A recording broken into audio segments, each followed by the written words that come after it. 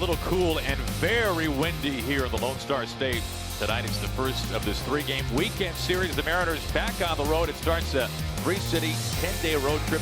It's the Mariners and the Texas Rangers and the friendly rivalry of King Felix and Adrian Beltre. No surprise of the lineup here tonight for Jeff Bannister and the Texas Rangers. Well, the sun is out. That is the good news. Happy to have you with us here tonight for Mariners baseball on Root Sports. Aaron Goldsmith, Mike Flowers, our entire Root Sports crew.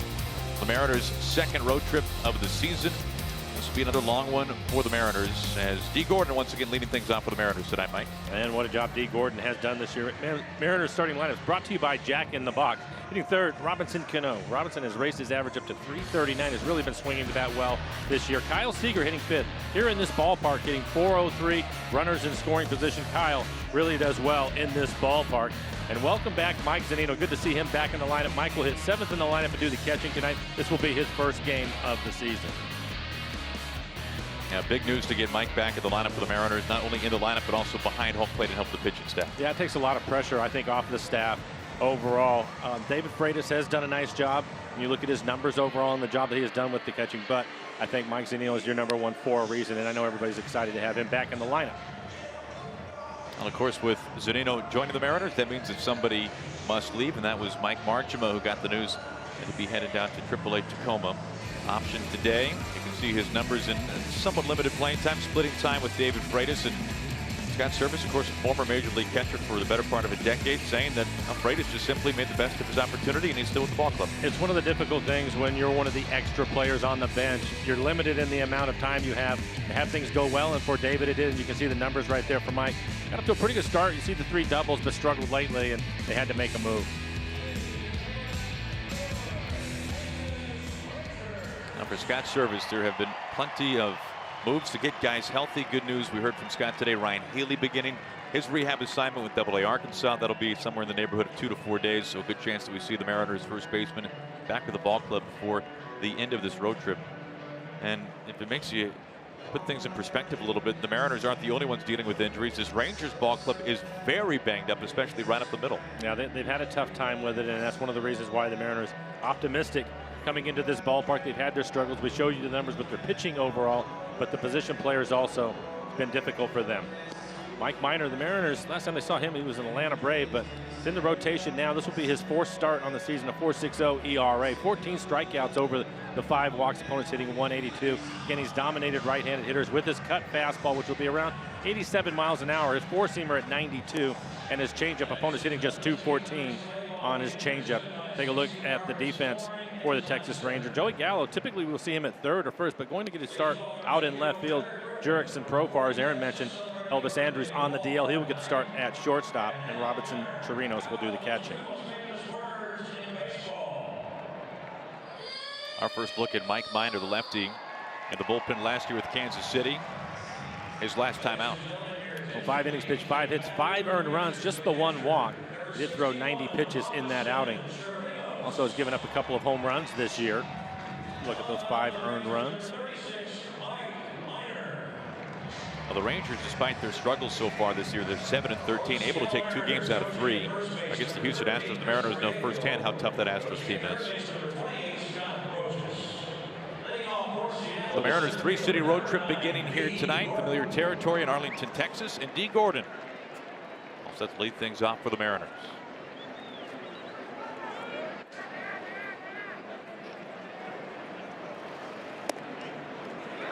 Minor starts things on with the first pitch strike.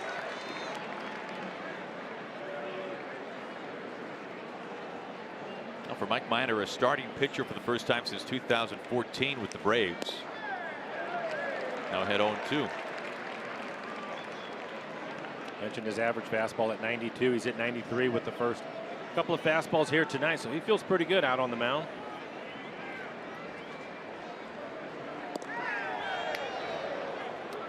On that fastball.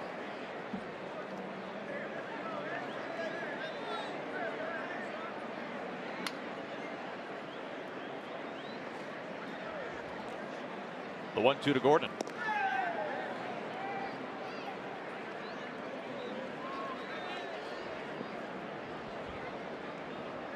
We know we are expecting some weather later in the series, specifically tomorrow. Be a pretty rainy day all afternoon and into the evening for game 2 of the series. And today, Mike, very windy conditions here at Arlington. You seen how that factors into the outfield in particular. Keep an eye on Joey Gallo in left field. Talked to Scott Brocious about him today. Just see what kind of throwing arm he has from the outfield, if they'll take a chance to try to run on him. A little bit above average, he said, as far as the strength of his arm, but he doesn't necessarily charge the ball like a normal outfielder. Out to right center field and cut up there by Robinson. Gordon easily coasts into second base, leadoff double.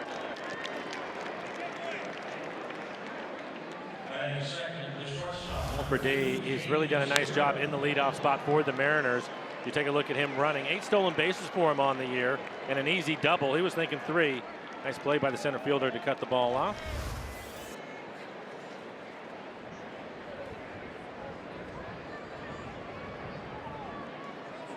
Right away, a man in scoring position for Gene Segura.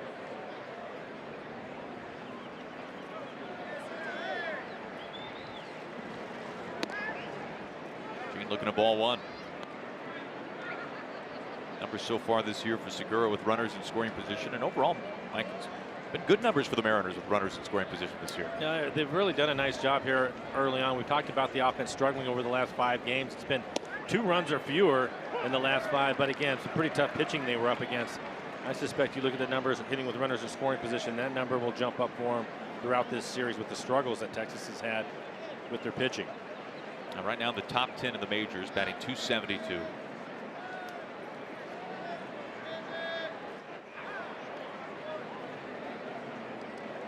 Gordon drawing some attention, no surprise.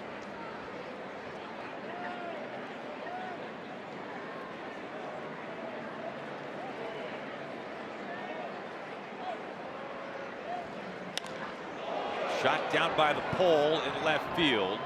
Plenty of distance, but a foul ball. One of the first cut fastballs from Minor.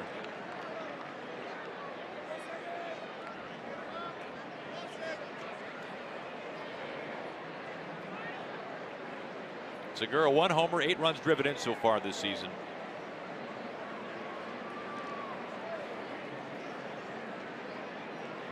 Chance to give the Mariners an early lead after Gordon's leadoff double. A couple of things about this ballpark. We talk about it every year, but it's a little bit different now when you're here early. Typically, it's one of the fastest surfaces you're going to see in the major leagues, but because the temperatures have been pretty mild, and I mentioned they're also expecting some rain. I was watching the ball in the outfield. It's still fast, but not as fast you get out here in July and August when it's baked. It's almost like concrete. I think normally the ball that D. Gordon hit to right center, that's going all the way to the fence. Be able to cut it off this evening. The 2-2. Into left field. Gordon gets stopped at third. Well, the Mariners have the first 2 men reach, runners on the corners.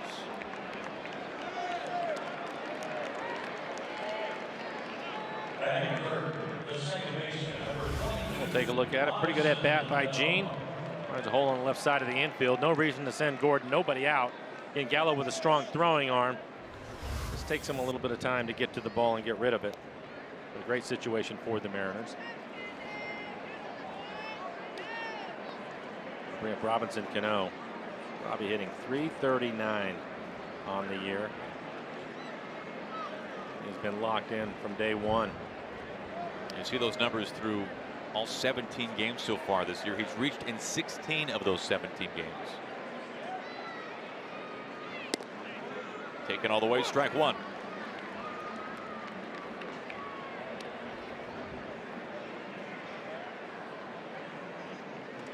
OPS well above league average.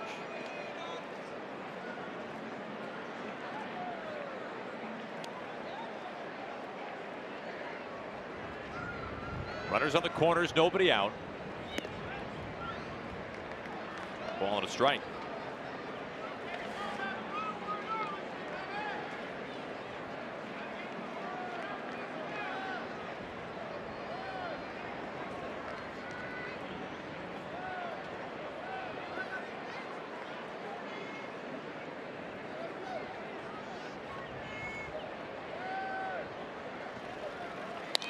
Cano up the middle, diving stop. Profar gets rid of it onto first, not in time.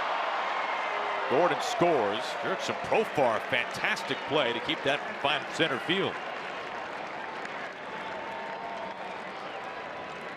He will pick up an RBI. Gives you an idea. We talked about his health. He has been healthy from day one. I think one of the reasons why he's moving around much better, swinging the bat, and able to beat this out, stay out of the double play, pick up an RBI. Stretched by Ronald Guzman, the rookie, known as a fantastic defensive first baseman. One out, a run in. Here's Nelly.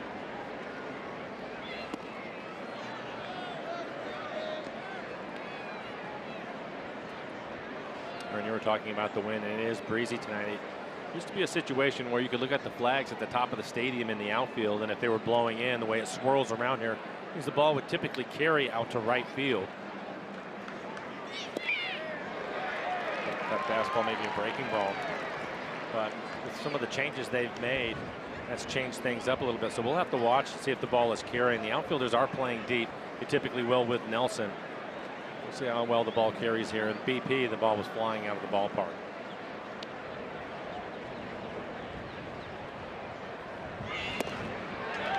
One and two on Nelson Cruz.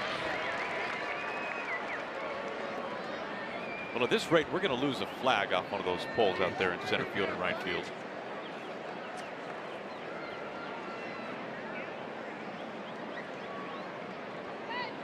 Mariners have one out. Cano at first base. Leadoff double from Gordon has scored.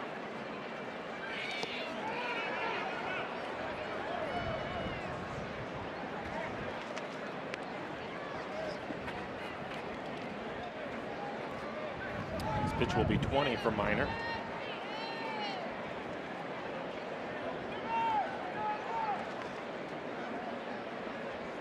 That's early, of course. Only 3 starts for Mike Minor, but has not pitched deeper than 6 innings. 5 innings and 4 2/3.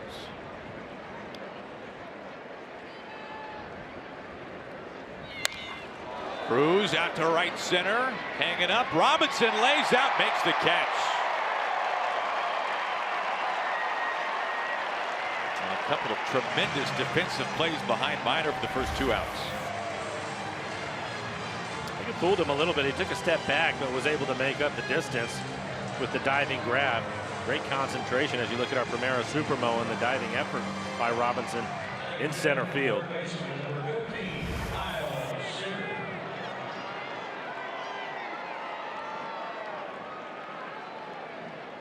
Two outs. Robbie still at first for Kyle Seager.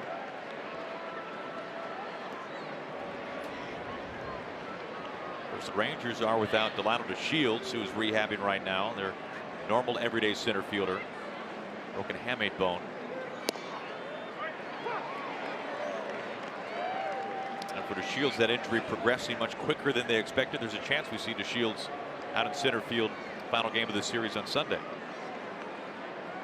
They've really missed him, especially on the base paths. Shift on for Kyle. He's behind 0-2.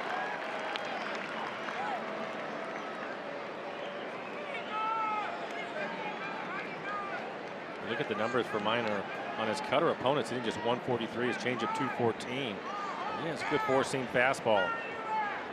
Used that at the top of the strike zone. Topped out at 95 miles an hour.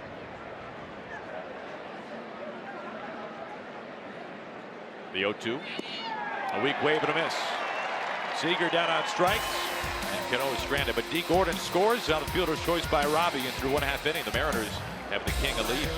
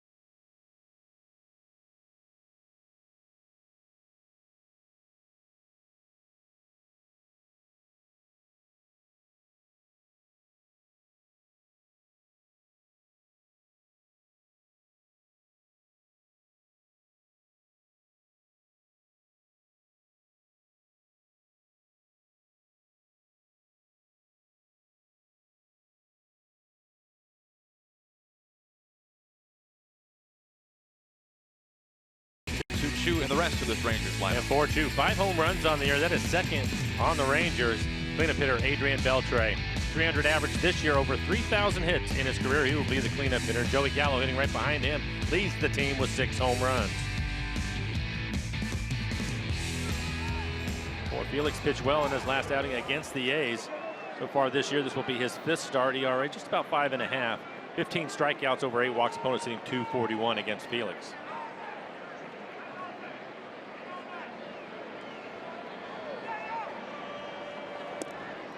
For Felix's average fastball this year, right around 90 miles an hour. You can see his changeup, his best pitch. Curveball to go with it, occasional slider.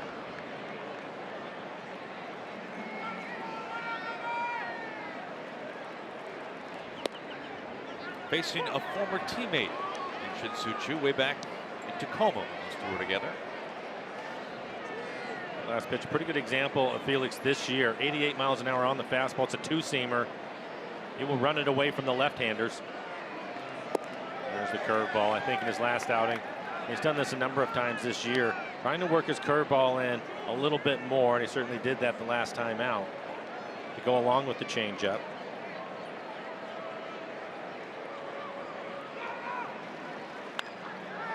Likes this off foul, still 1-2. A lot of talk about Felix and trying to be more efficient, put hitters away a little bit quicker to keep his pitch count down so that he can stay out on the mound a little bit longer. And I thought last time out was a pretty good example of that. Good to see him into the 7th.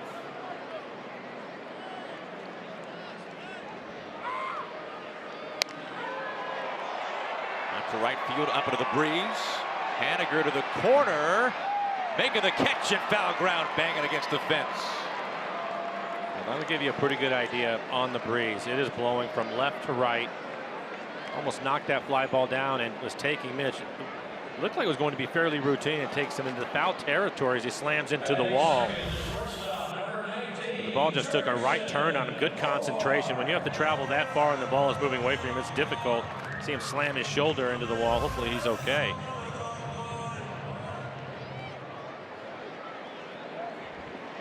He braced for it as much as he could. One out for Profar.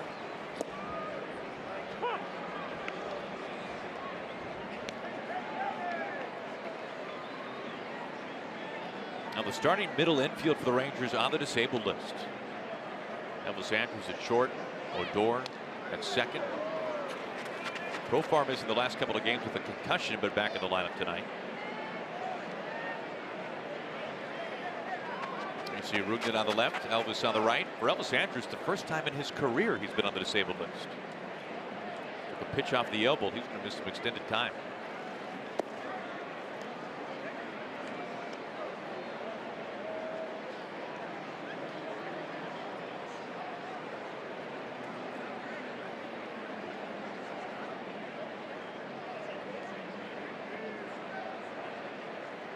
Felix is 1-2.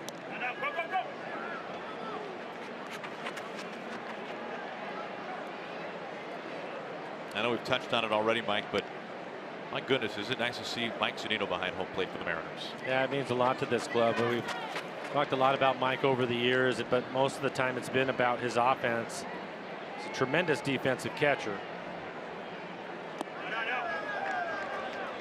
And you consider the way that he's able to frame pitches, block the ball in front of him, and more importantly, call a game and get this starting staff through some innings. They trust him. There's a lot to be said for that.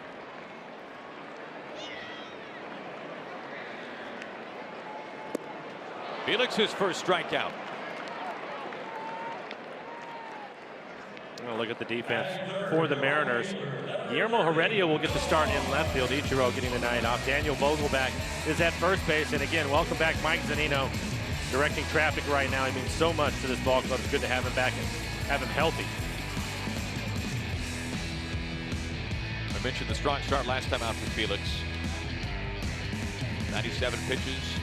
Tough luck loss against the A's at home. Didn't walk anybody with 7 strikeouts over the 97 pitches. Very good outing. That was on a night where his counterpart was up to the task. Shamanaya was as good as we have seen him, the young left-hander for Oakland. Kind of started a little bit of a downturn for the Mariners and their offense.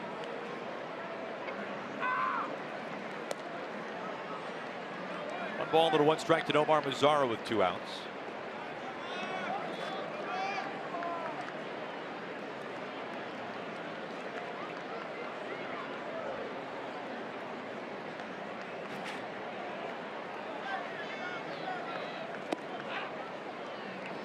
Let's see with the changeup.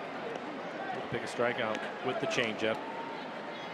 Mentioned it being his best pitch this year. When you look at the numbers, opponent's hitting .050 against his changeup and have yet to have an extra base hit.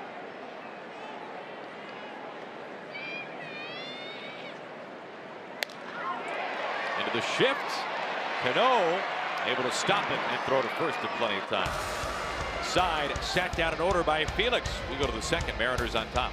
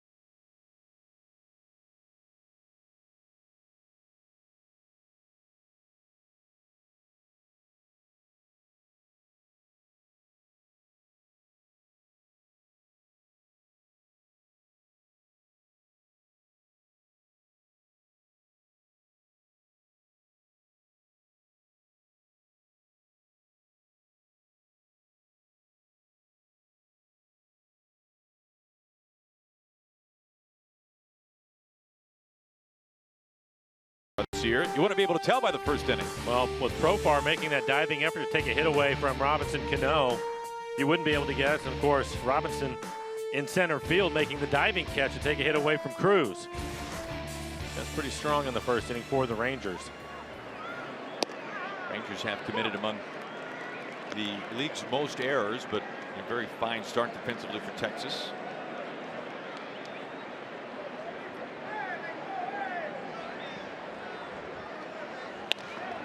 On the ground, a fair ball.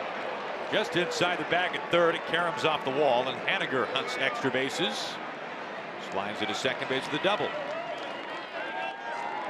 Back-to-back innings for the Mariners, having their leadoff hitter start things off with the double.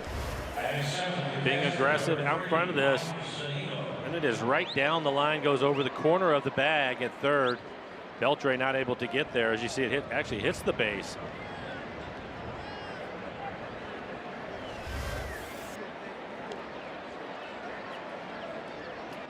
Mike Zunino.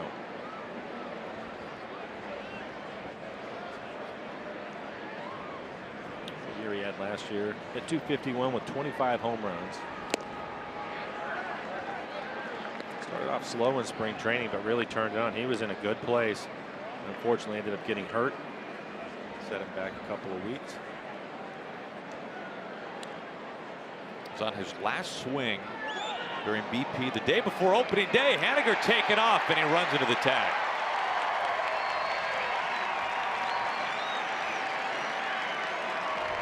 Well, right there, he was counting. What I mean by that is the look of the pitcher. Typically, they'll take a look back, and then when they look at home, they try to time it. And he just took off way too early. That leadoff double erased.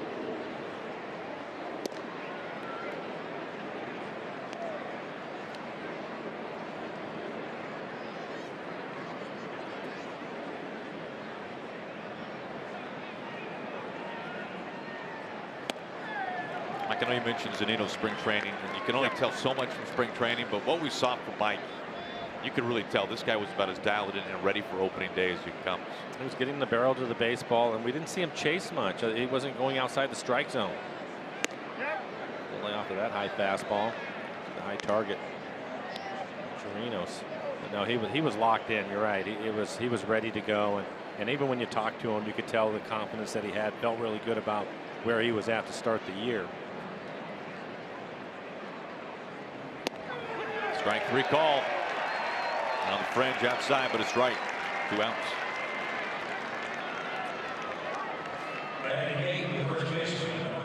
A couple of fastballs early in the count. That looked like a cutter right on the outside corner. Started off the plate. Bring it back to the corner.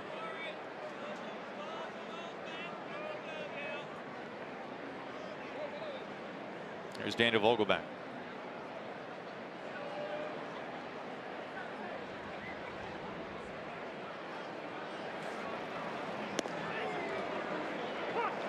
Some good news. We were talking about Ryan Healy and his rehab assignment beginning tonight. His first at bat for the AA Arkansas Travelers, and RBI single into center field. A nice start for the Mariners. First baseman on the mend as Vogelback falls behind 0-2. Your favorite splits, reverse splits. It's top 5 in my book, Mike. Right-handers hitting 176 against minor lefties hitting 250. Now 3 pitches. Vogelback retired on the Heat. That's 3 strikeouts over the first 2 innings for Mike Minor, but the Mariners had the lead.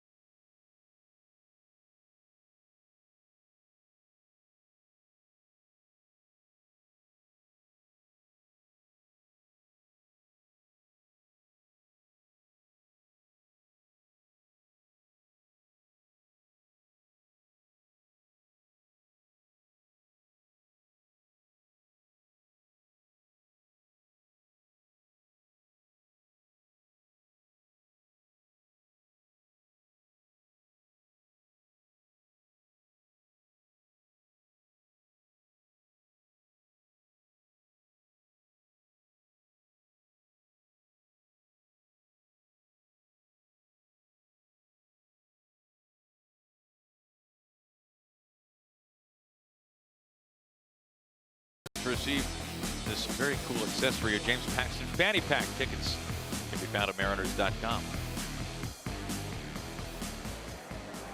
Now the friendly rivalry, Felix and Beltre. Seems to me that Adrian had the best of it early on, but Felix has been able to get him lately. Overall, Adrian hitting .232 with 1 home run against Felix in his career. 56 at bats. More walks and strikeouts,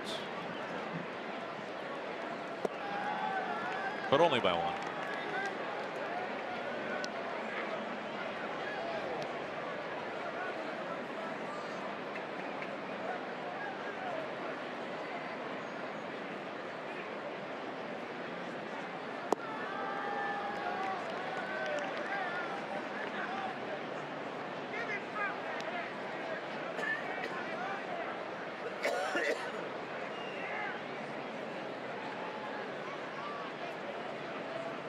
Felix is 2-1 to Seager.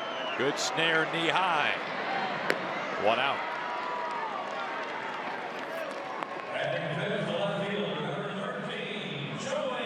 Felix takes round one. Give you an idea how good the hands are on Kyle Seager. Kind of an in-between hop as he backhands it. Typically, he's more aggressive with his footwork. Put that back a little bit on that ground ball, but able to handle it because his hands are so good. Strong throw across the diamond. Well played.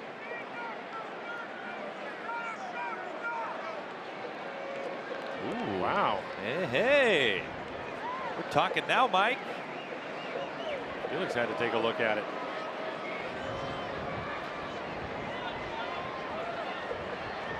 This is a first. What are we going to call this one? The cul-de-sac? The super shift. The cul-de-sac, though, I like. It's not the four-man outfield you were looking for. Hey, I'll take it, though. It's pretty close. Robinson Cano, you can see how far out in right field he is. Almost a rover. Cannot wait to talk to Scott. This is good stuff. Now the Astros He'll be excited about it too, by the way. Yeah, I'm sure he will. Astros had a four-man outfield for Gallo. Now the Mariners have a four-man something. The opposite way to foul. For Gallo, you can see the 198 average. He has 6 home runs on the year, so he can hit the ball out of the ballpark. A lot of power, tremendous power, but will also strike out a lot. Now 41 home runs last year, nearly 200 strikeouts.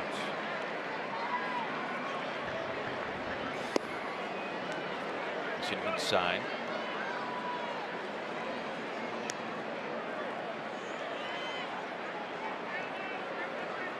Safe to say, Mike, you've never seen anything like this alignment? I haven't. No, nothing like this.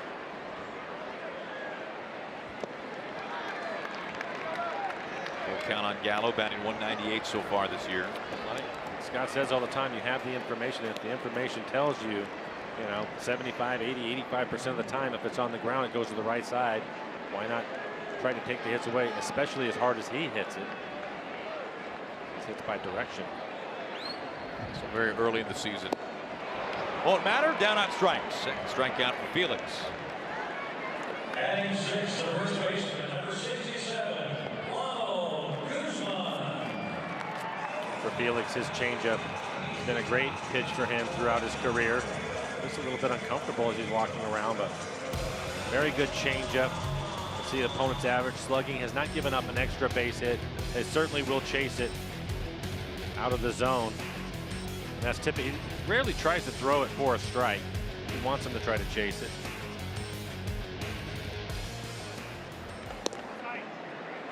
Our first look at Ronald Guzman.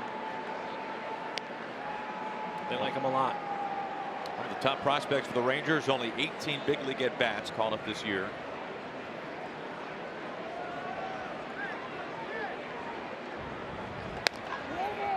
To Vogelback.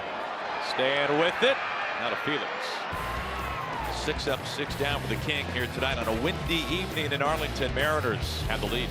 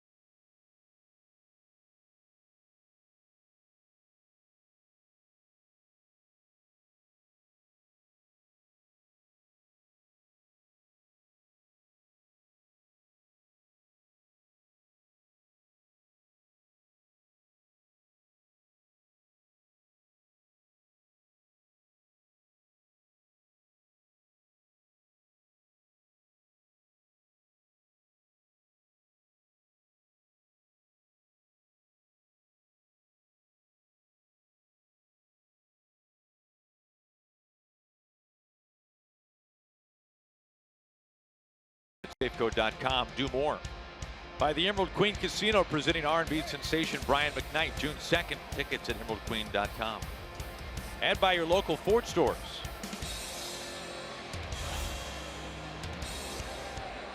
Ben Gamble the night off with the lefty up on the mound. Guillermo Heredia batting ninth.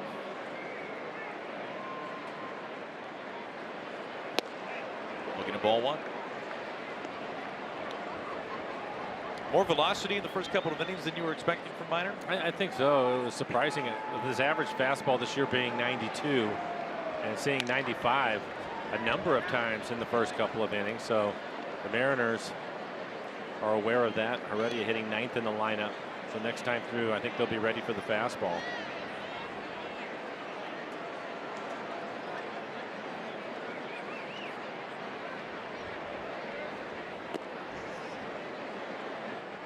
Get a piece of him. We'll take a look.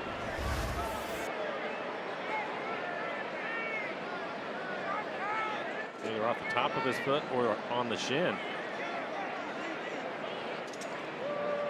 That looked like it was off the top of his foot.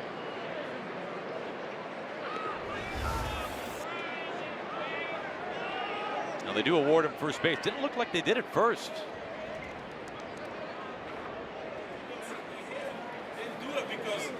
He's checking it out. So they have not. Eric Cooper, the home plate umpire. Yes. I wasn't sure, Heredia, if he was talking to Chirinos, the catcher. He was talking to the home plate umpire. We'll take another look at our Primera Supermo. Like cut fastball, trying to get it in on his hands, ends up down and in. Off the toes, maybe? Looked like it skipped right off the toe of his shoe. Yep. That's a tough angle. It's his back foot that he was talking about.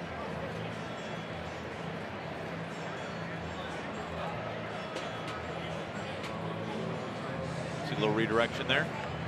Nothing else that straightened it out. Yeah. When it looked as if it should hit the ground, it never did. You didn't see any dirt, and they're going to give him first. He's already down there. He knew.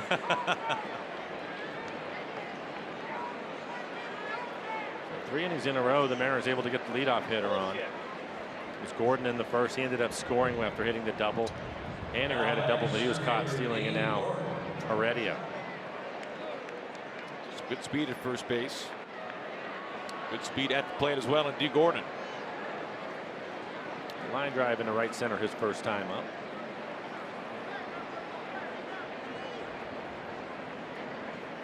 Showing bunt, pulls it back.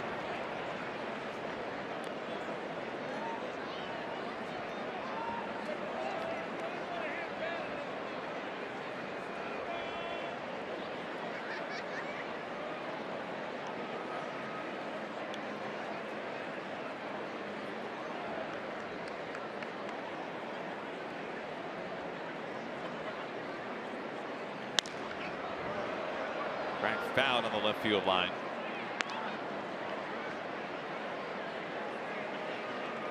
I like that play from D. Showing bunt. Ends up taking the pitch for a ball. Beltre is playing in on the grass. He's probably playing as close to D. Gordon as he will any other player in this league. Typically, he'll play even with the bag because he's so good at charging the ball and has the strong arm, but he's playing a couple steps closer. There's the bunt. Minor bobbles, and D is easily through first base. Already to second. 99% of the time, Mike Minor is going to use his glove to field that ground ball, but because it is D running down the line, he ends up making a mistake. He rushes and tries to barehand the ball when it's still moving because of that speed right there by D. Gordon. Shortstop team is 0.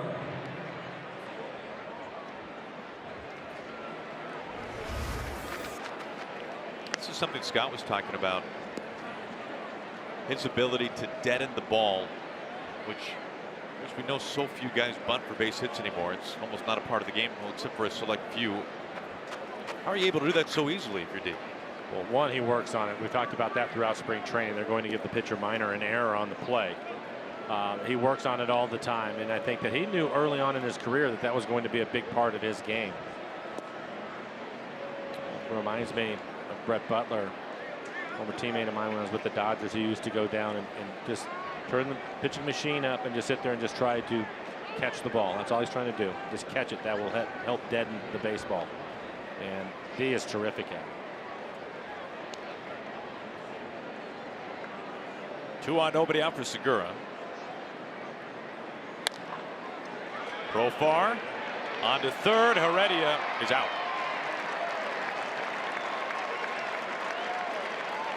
They're 6-5.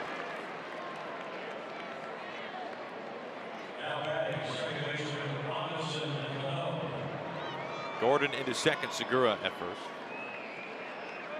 Before we left on the road trip, Aaron, talking about D. Gordon, you and I were chuckling a little bit because they showed the lowest exit velocity on Yes. average, and D, I believe, was second, and it's because he bunts so much and so many infield hits. For most hitters, that's not something that you want to see, but for him, it's a tremendous weapon. So Billy Hamilton was number one. Another speedy runner that likes to bunt. A lot of infield hits. And so essentially the 2 fastest guys in the game.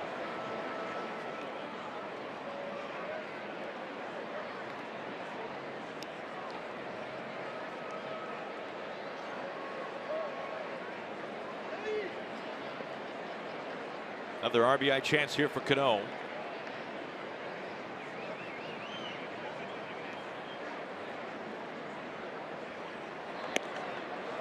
One and one. I was talking to Edgar today during batting practice, and I was asking him about the 4-seam fastball from Minor, and again the cutter and the changeup, and if it's something that he talks to hitters about. And I thought he made a good point. He said on the fastball, the 4-seamer, he's hoping that they would see it. And he said that as soon as they see it, depending on what the velocity is on a given night, that they will make their own adjustments to it. And he said it was more the cutter and the changeup because they've been such good pitches, and he's throwing his changeup more to right-handers especially. They concentrated on that. There's a good fastball at 93 up out of the strike zone.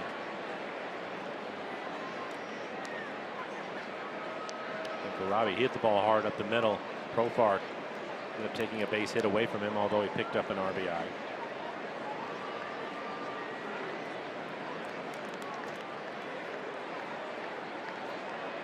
Gordon at second, Segura at first. 1 out. 2-2.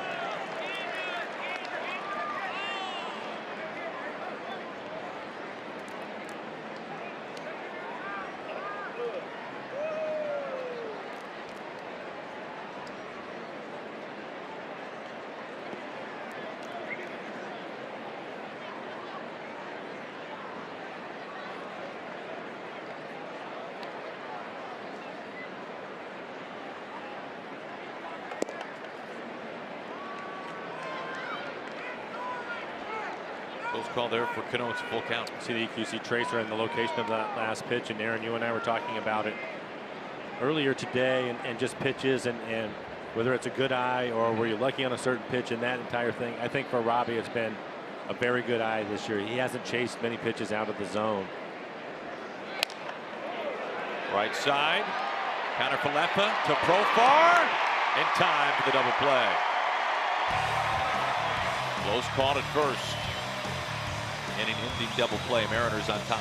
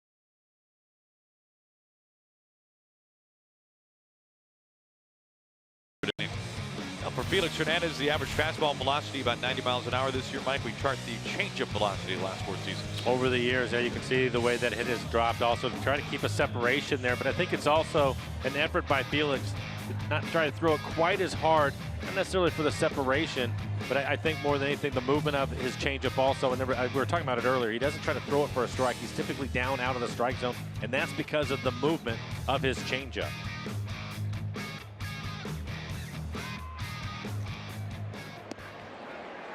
First pitch strike to Chirinos. And you look at it, Aaron, you take a few miles an hour off of the changeup. I think that Felix does something that Mel Stottlemyre was talking about this spring. He can still spin the baseball. Deep out to left. Onto the warning track. Heredia waits a while. 2 pitches and 1 out. Oh, the A's come to town May 1st through the 3rd. Fans will have back-to-back opportunities to purchase $15 bleacher and view seats, as well as $30 main and club level seats. It's all part of VECU value games at the ballpark. Visit mariners.com/value for tickets. 25 of those this year at Safeco Field. Rangers will be a part of one of those on May the 15th.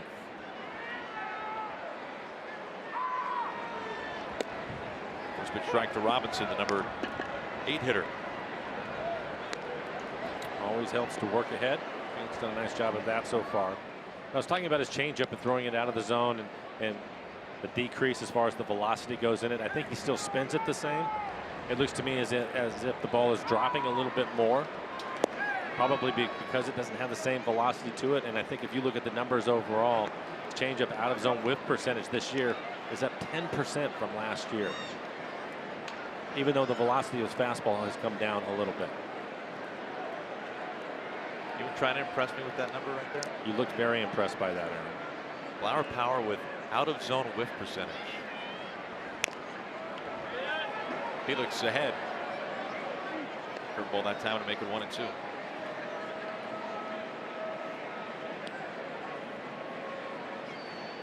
Shift is on here for Robinson. And that fantastic catch in center field.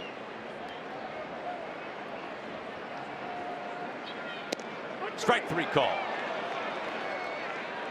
3rd strikeout for Felix. Well, as Isaiah Kiner-Falefa makes his way inside the batter's box, we say hello to the original hyphen.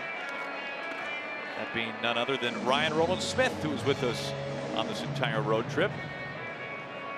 Helping out Gary Hill on radio for all 3 cities. All our best to Rick Ridge, of course. There we go, Ryan. Gary not only doing play-by-play, but he's in charge of all those wires you saw outside the booth. He keeps them untangled. He is doing everything, Gary Hill.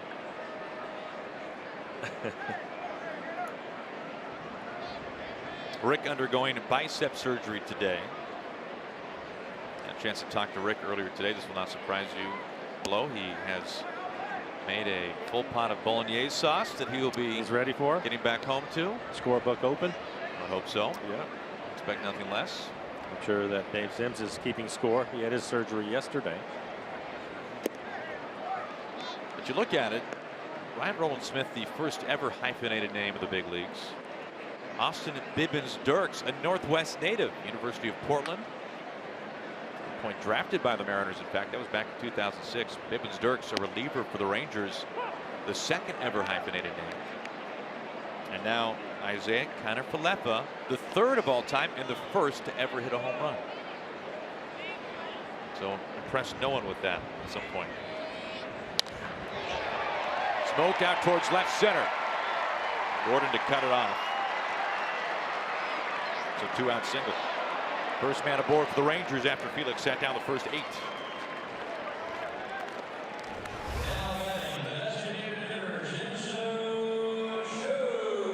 Pretty much center cut, 86 miles an hour. Like his changeup, maybe he didn't have that much bite to it, just kind of stayed there on the same plane.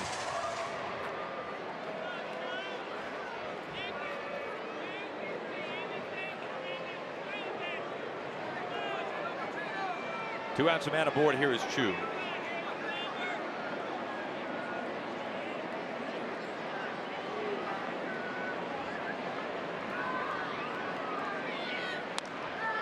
And to left. Heredia has to play it on a couple of bounces. 2 outs and 2 on now. Looks like the curveball, something that Felix has been doing lately, is trying to get ahead of hitters with the curveball. Trying to throw it for a strike and ends up in the middle of the plate. Chu being aggressive, it jams him. Fights it off into left field. After getting a couple of outs, back-to-back base hits.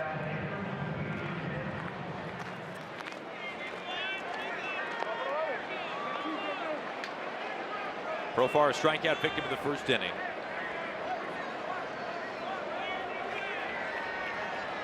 It's 10 at bats, but he has 5 hits against Felix in his career.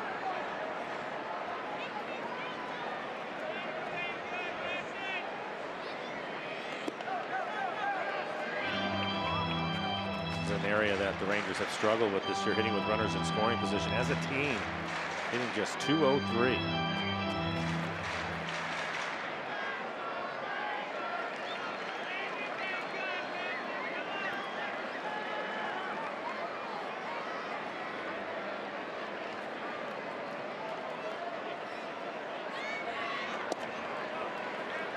One. Now, one last injury update. Our best to Bart Foley, longtime Root employee, coming off surgery. Bart's tuning in. All the best to you. As Felix trying to get out of this 2-out, 2-on situation in the bottom of the third.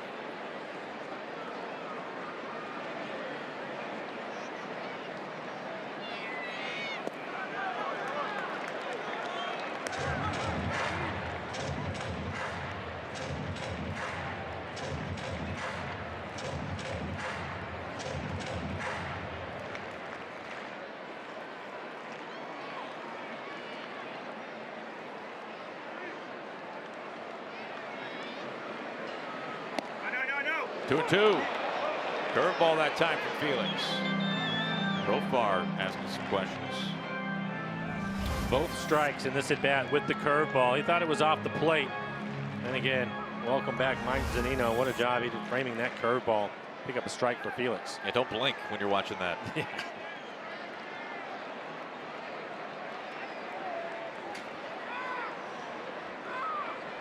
The Kings 2-2.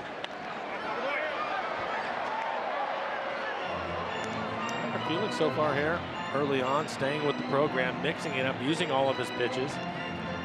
Curveball, changeup to go with the good fastball. He'll sink the fastball this evening also. Occasional slider to go with it.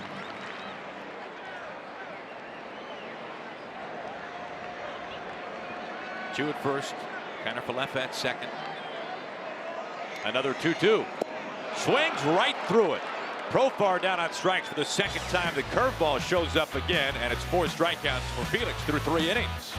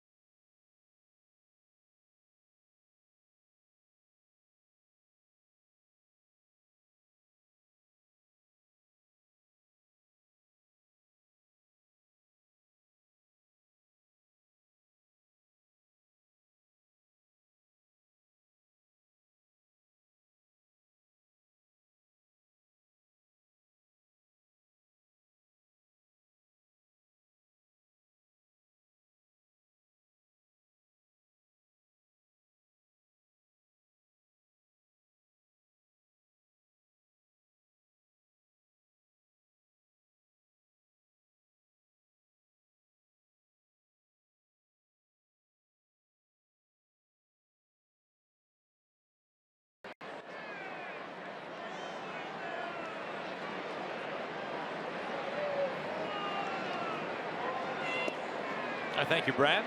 There's Nelson Cruz beginning things. Takes a close pitch for ball 1.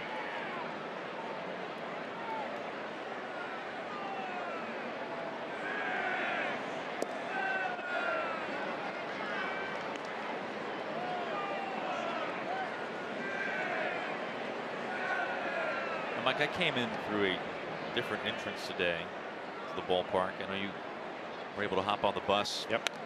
And come down the usual tunnel. Is the boomstick still there? Did you notice it? You know, the enormous hot dog? I'm not sure. Everybody's telling me from the truck that is definitely there. Well, sometimes they tarp it, so it's not. Right. The 4-foot jalapeno slices aren't as obvious. This is smoked into the corner by Nelson Cruz. It's off the very base of the wall. Nelly, let's see if he tries to dig for 2. He does. Gets in there for a double. And more importantly, he looks to be okay. That's the hardest thing as an athlete, to try to figure out and take care of yourself. And for Nelson, this is a rocket that he hits out to left field, but started out of the gate pretty good, but then slowed it down. Our CenturyLink What's Next. Looking forward to this pitching matchup. James Paxton up on the mound for the Mariners, making his 5th start, and the nearly perfect Bartolo Colon taking the ball tomorrow for the Rangers. Sunday Night Baseball against the Astros was perfect going into the 8th inning. A walk and then a double. Snapped the perfect game, have the no-hitter. 44-year-old Bartolo Colon.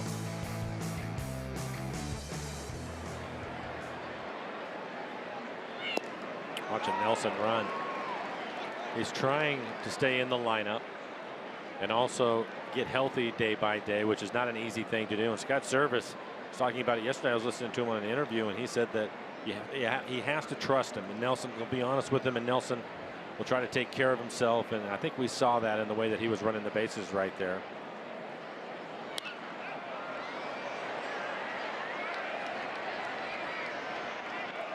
Because he was even talking to reporters, Nelson that is, earlier today, about how he still feels discomfort in that ankle, especially on some bigger swings and misses. We knew that was the case. And we've seen that, the grimace sometimes on the swing and miss, and sometimes that's the thing that'll bother it. But even right there watching him,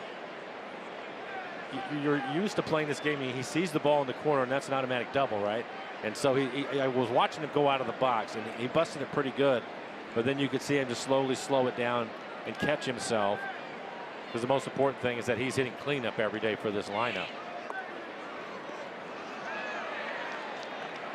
Off the backstop, right to Chirinos. Now behind 0-2. Typically for Kyle, he loves hitting in this ballpark. With runners in scoring position in this park, 403 average. Time to shift on for Seager.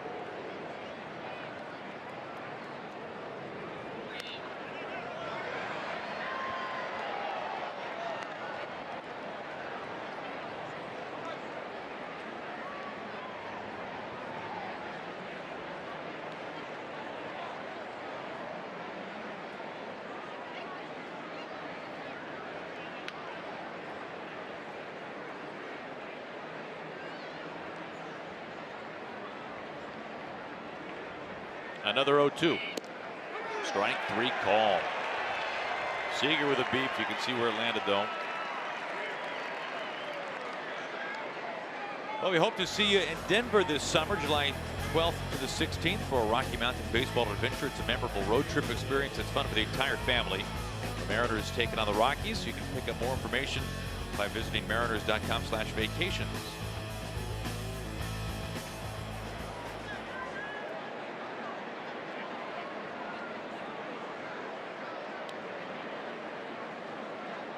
Here's Haniger.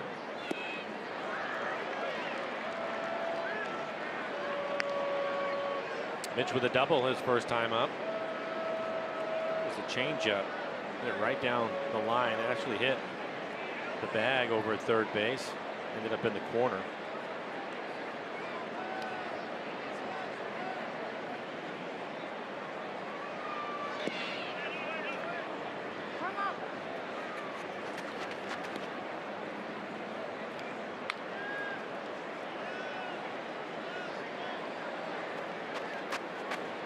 RBI fielder's choice from Cano back in the first inning that scored D. Gordon's leadoff double. That's been the only run of the ball game so far.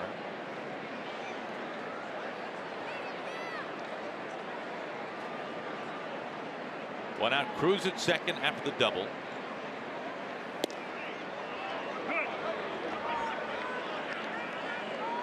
You mentioned the boomstick. It's right down the hallway from the Mariners clubhouse on their way out of the ballpark. I wonder if Nelson's ever autographed it.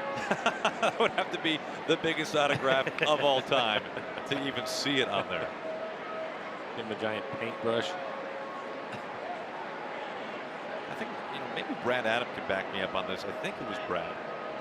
It was maybe last year or the year before where Brad and I were walking to the ballpark from the bus, and Nelson was kind of near us, maybe a couple of steps ahead of us, and Nelly stopped to take a picture of the boomstick, and that picture turned into a selfie with the boomstick, which turned into, I think, Brad taking a picture of Nelson with the boomstick. Brad might remember.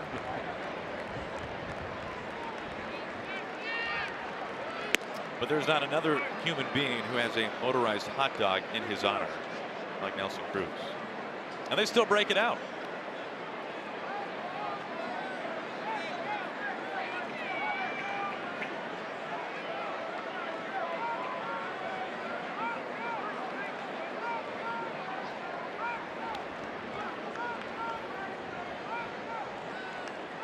The 3-2 off the plate, couple of men on. Henniger reaching base for the second time. Catcher Mike Zunino.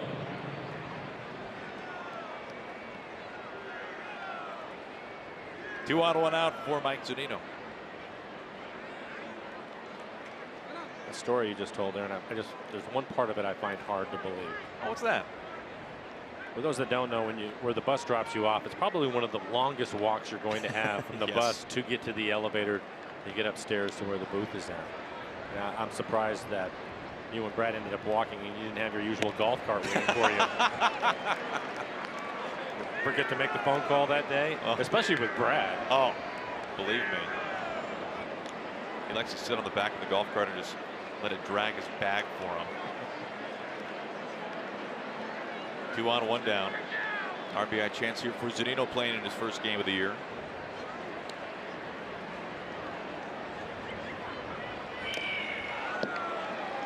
Late swing to make it 0-2. Yeah, and I think watching Mike, we were talking about it earlier in spring training, how locked in he was and has missed the past few weeks. I think that last pitch, that's a pitch that he is not going to miss probably in a week from now. Take him a few games, catch up to speed again, slow things down, and get his timing back.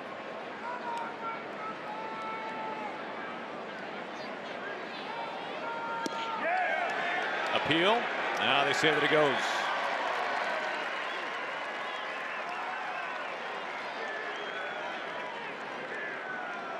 Fifth strikeout for Minor. And we'll take a look at see if he checks his swing. Gary Cederstrom, the first base umpire, crew chief, said he went too far.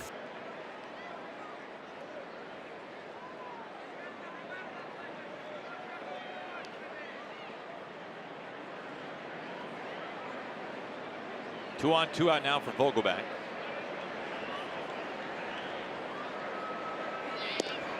Oh, and 1.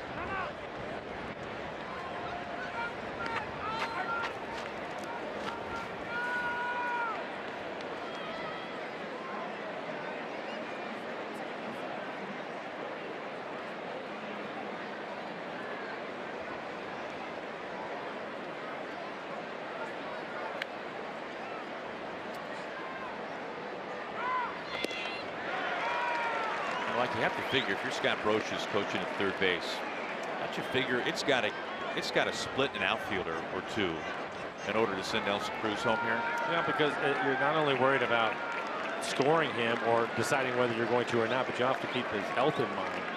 And is it worth taking a chance on a play that might be close?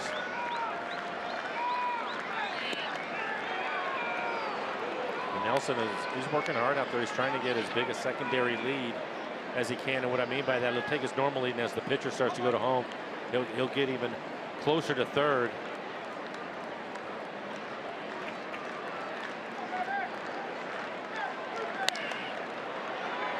Guzman to his knee.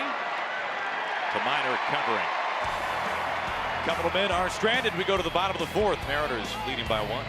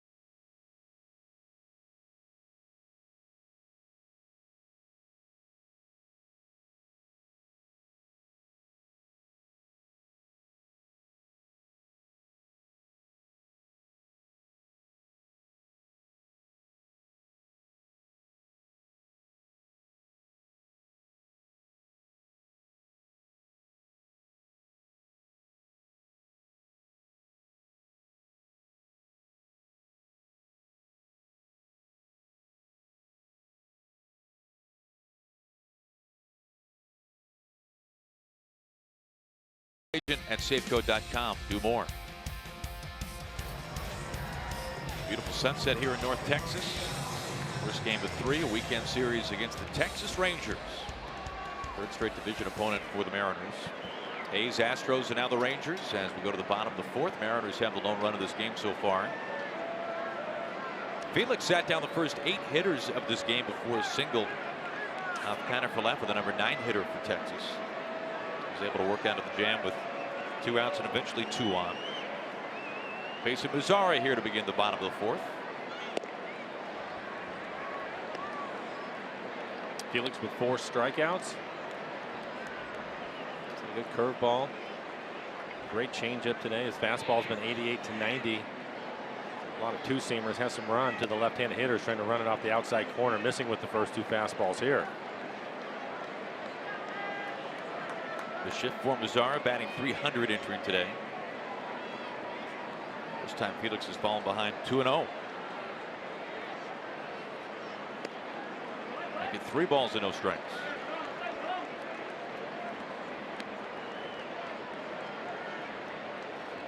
Beltre on deck.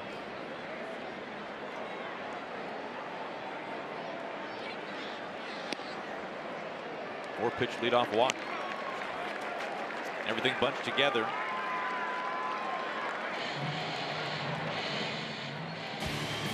Think a lot about Felix and mixing up his pitches. As you take a look at his changeup when he's ahead in the count, yeah, he's going to throw it a lot. That's a great look at his circle change right there. 33% of the time when he's behind, he will stay away from the changeup and go more to his curveball. And we'll take a look at the curveball. Again, ahead in the count 20% of the time, but when he's behind at 20%, he'll use that pitch to try to get back into counts. And I think that number will get even better as the season moves on. His curveball has been an excellent pitch for him. Again, when he's behind his changeup at 8%, his curveball at 20%.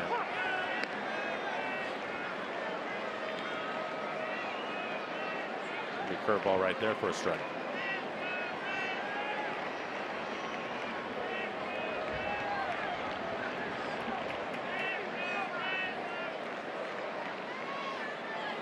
I can't think of anything in the game, Mike, certainly right now, actively, or in any kind of recent memory, that is anything like this bantering rivalry that we see between Felix and Beltre. Can you?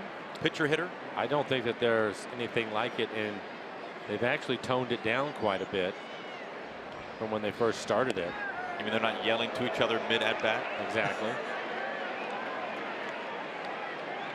Just smirking.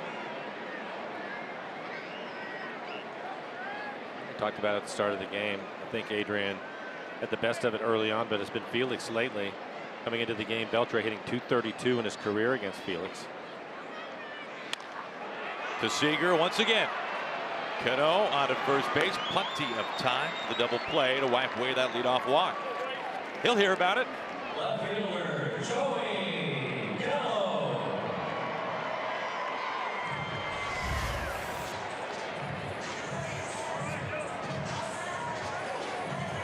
Firm ground ball right to the Gold Glover. Easy double play. Mariners go back into the horseshoe alignment here. Had a few innings to think about it. Didn't take long to get away from the cul-de-sac. There was room to improve. Let's see what Scott calls it.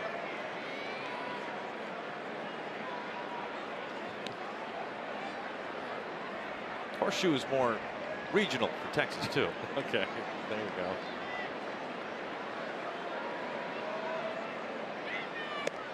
The thing that I liked about it the best, and for those that don't know, Rick Riz typically does the manager interview for the radio side of things every day. And obviously Rick isn't here, and so Aaron and Gary are going to take turns. And Aaron's turn is tomorrow, and he was so excited to have to sit down with Scott and talk to him about this shift.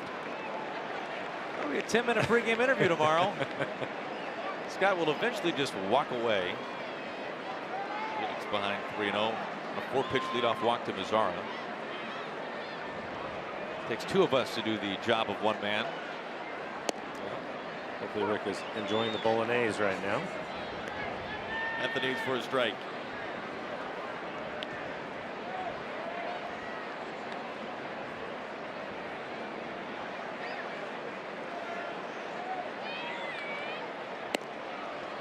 Full count. And this again is great to see for Felix.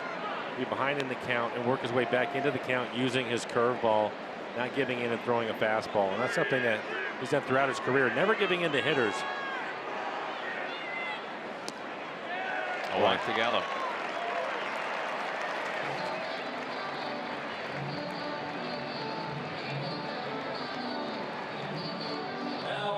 Now Felix, no walks in his last start, one the time before that. Now 2 here in the 4th.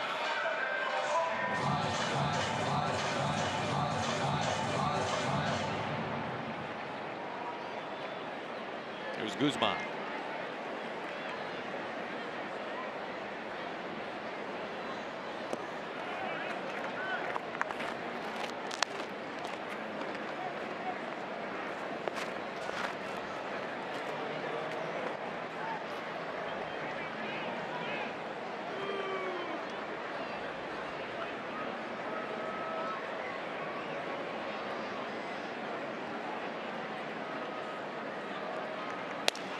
Right back to Felix. Gallo stranded. We've played 4. Felix and the Mariners on top.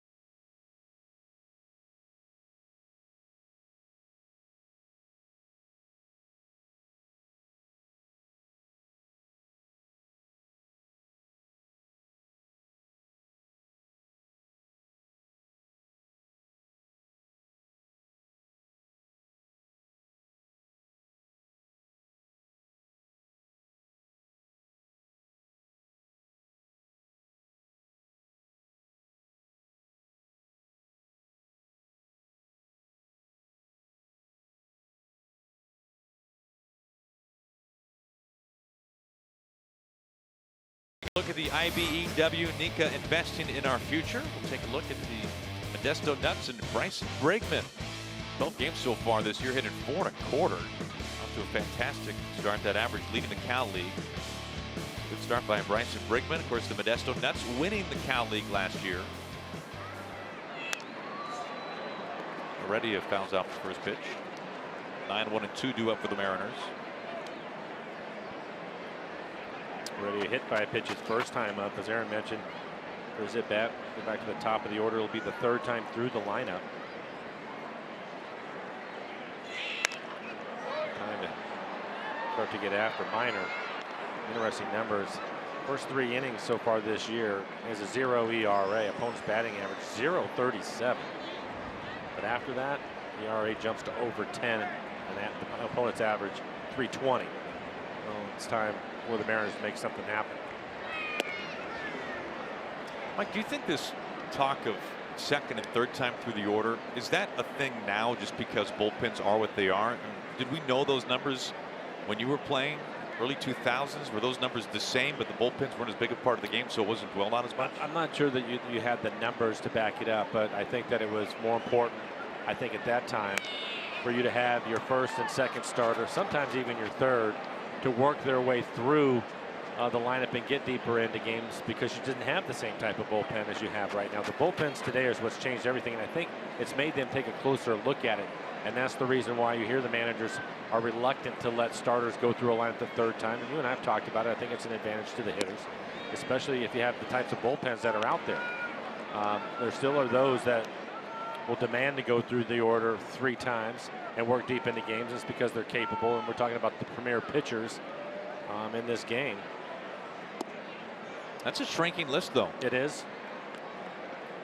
Those guys exist, but they're hard to find.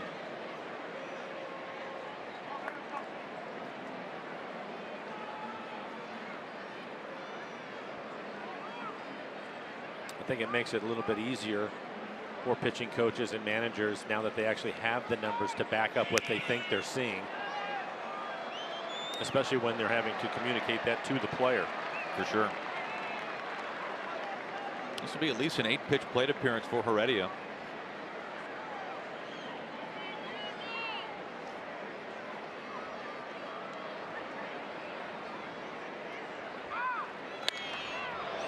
Shot high out to left center. Gallo in front of the track. Has space for round number 1. Well, it's not too early to select the lineup of games you want to see this summer at Safeco Field. Be on hand for can't miss series against the Red Sox, the Giants, Dodgers, Yankees, many more. Tickets for these marquee matchups are available now at Mariners.com.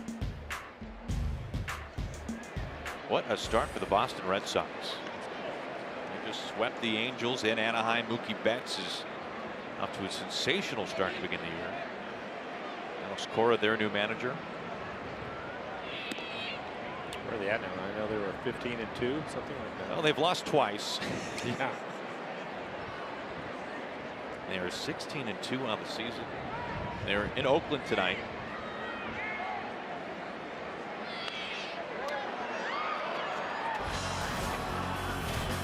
Take a look at where they stand right now. 16-2. 4-game lead over the Blue Jays. Red Sox losing on opening day, so they have lost 1 time since opening day. What a rough start for the Orioles, nearly 12 games back.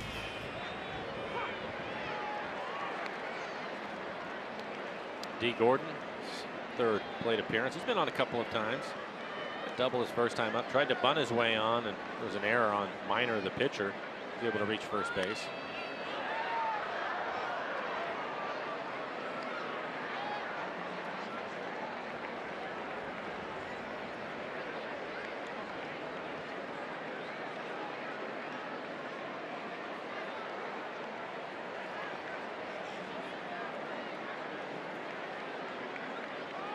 Here comes another 1-2.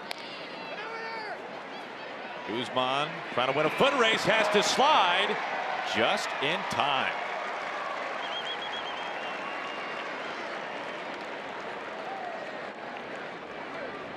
I think he made the right choice. I'm not sure Minor was going to get there in time.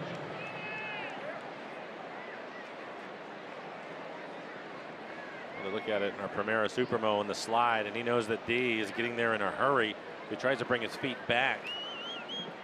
Helped out both players, I think, by doing that.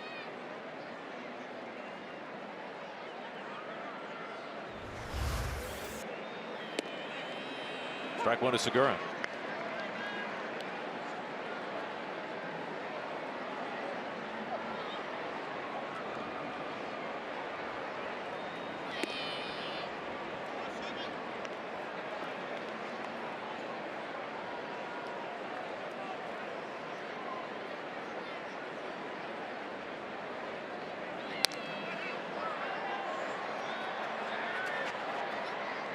Fighting off a tough pitch, 1-2.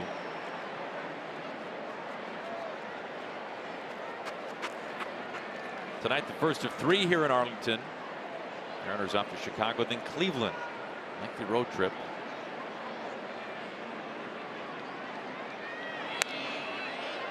Talked about the numbers against Minor, struggling after the 3rd inning.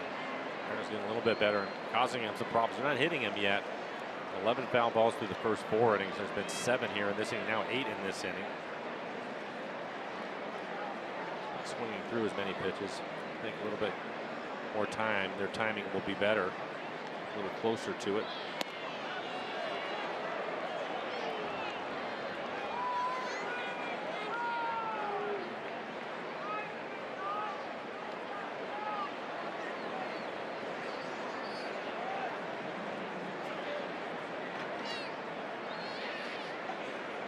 Two and two to Segura.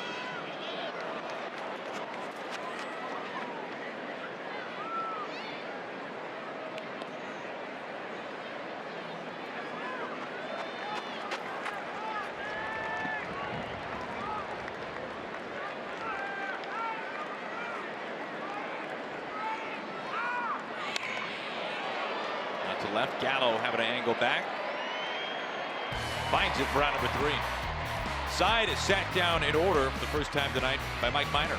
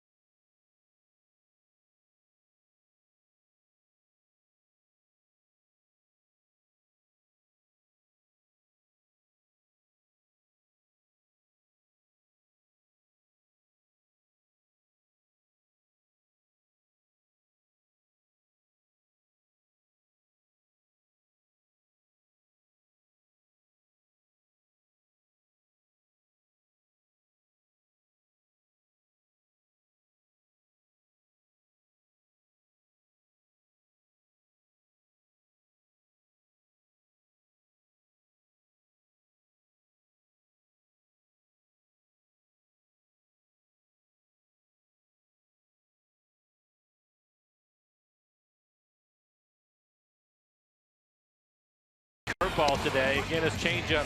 Opponents coming into the game hitting 0-50. That's been excellent for him. But his fastball location has been good too. See, he's happy about it. His fastball's been 88 to 90, but it's more two-seamers with some run to it. All the left-handers that Texas has in the lineup. He's got pretty good command overall. And I like when he misses. He's missing off the plate and getting back into counts with his curveball or his slider.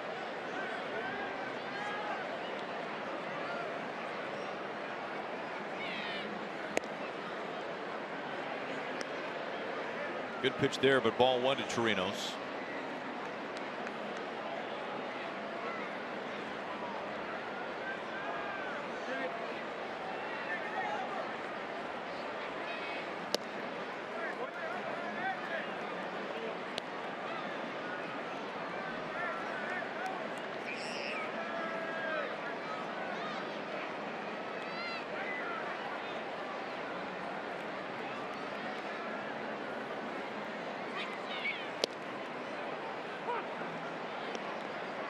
Fastball to make it 2-1.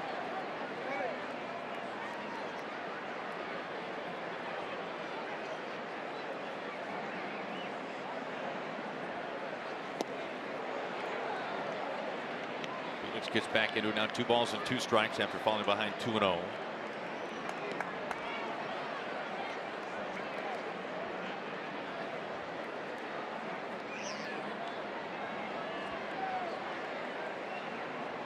Torinos wants time.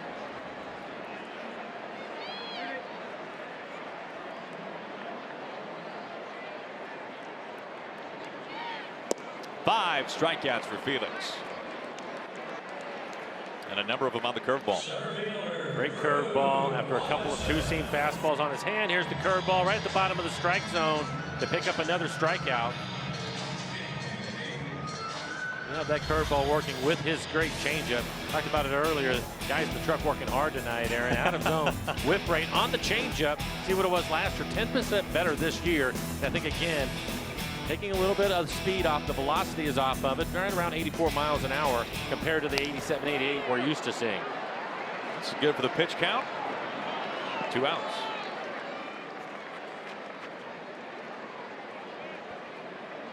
Mike, I'm glad to see that the guys in the truck are hearing you talk about these things and are quickly scrambling at the graphics machine to back you up. You start dropping down his own whiff rate on me. I've been telling you that they're the best in the business, Aaron. I feel like you're feeding them all the information, though. You're making it easy on them. 2 up, 2 down. Half left with the second baseman. Digs in. Single, the first base hit for the Rangers tonight from the rookie second baseman. That was in the third. Felix has had a couple of first pitches in this inning right there ruled against him.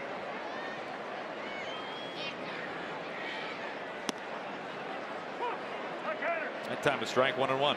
And the location is perfect.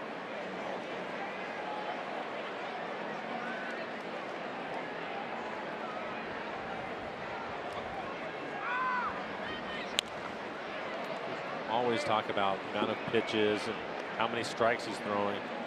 But we also have to consider the quality of those strikes, and then Felix, again, building off of his last outing against the A's, the quality of the strikes that he's been throwing tonight have been excellent. Here's 1-2. Very close. A little bit surprised that he's not getting that call more often. Eric Cooper, a veteran umpire, has been around for a while, and Felix has certainly earned it, especially the way he's throwing tonight.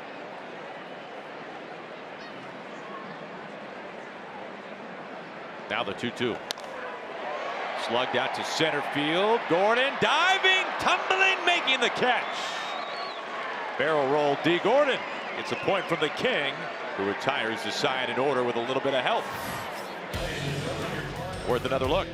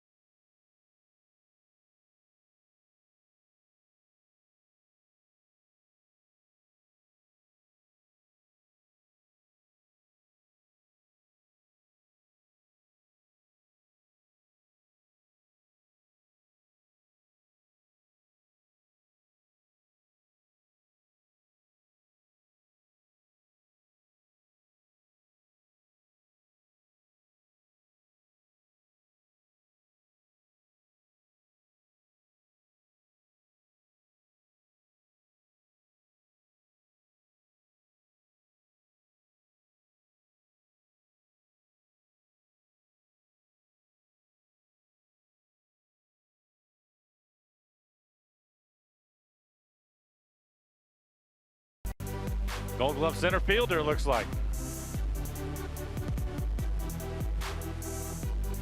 Gets Felix out of the inning quickly. We've already heard it a number of times. You see the smile on D. Gordon after making a play like that. Was in the dugout earlier today. There it is. Chris Prieto has put a lot of time in with him. Chris works with him all the time in the outfield. But I was talking to Scott Brocious, and Scott was talking about the energy that he brings every single day and how genuine it is. And guys feed off of that. Great play, though. Robbie has driven in the only run of this game. Now, the thing with D is we've started to get to know him pretty well since he started spring training. He kind of flips the switch, Mike, because you talk with D, hotel lobby, on the bus, even before the game, he is about as mellow of a guy as there is. And then all of a sudden, 7 o'clock rolls around, and he's as high energy of a player as there is. I can tell you, just being down on the field today, and the guys were going through stretching and getting loose, getting ready to take batting practice. He was having a good time then. So he ramps it up, is what you're saying? I think so. 92 pitches now for Minor. The 1-2 to Robbie. Chopper foul over towards Chris Prieto. You talk about the work that Prieto put in with D. Gordon. That started before spring training began. Those two working out together. He learned the position. And we talked to D a couple of times on TV telecast in spring training, and he always mentioned Chris.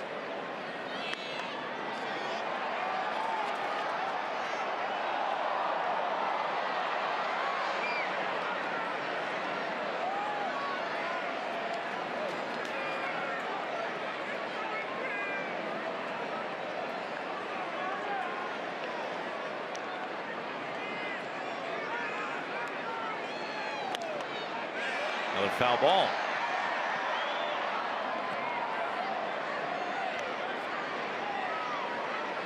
Kevin Jepson, first-year Ranger. We saw him for many, many years with the Angels.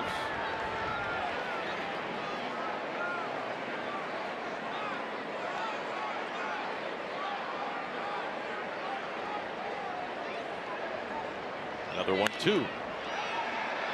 And another foul ball. Talking about Robbie and how disciplined he's been at the plate this year. Came into the game hitting .339. This at bat's a pretty good example of that. It doesn't mean you're always going to win the battle, but this will be the 8th pitch coming up. That last pitch was a little bit closer for him as far as the strike zone, probably middle away. 2 previous pitches borderline, he fouled him off. Chasing after it.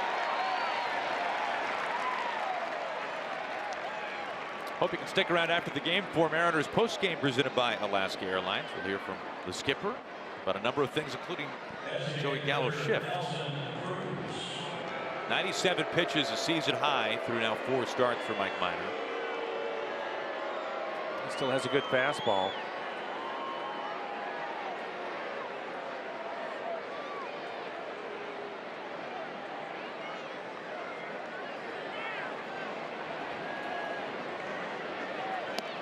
Pretty good battle between him and Robinson Cano. 8 pitches to put him away. Nelson with a double his last time up.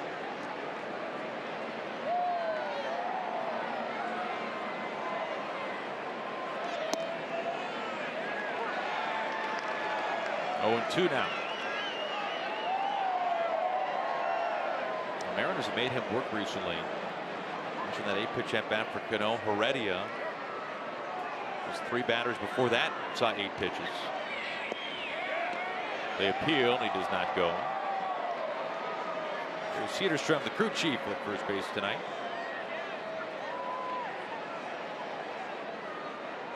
And now the century mark in the pitch count column for Mike Minor.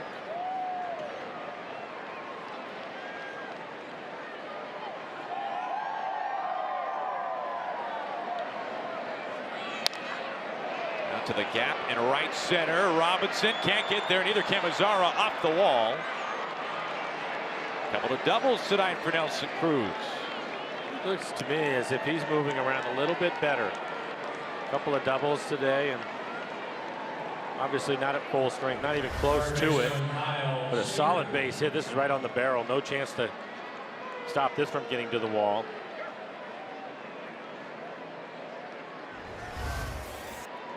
Cruised into second base. Decent shape.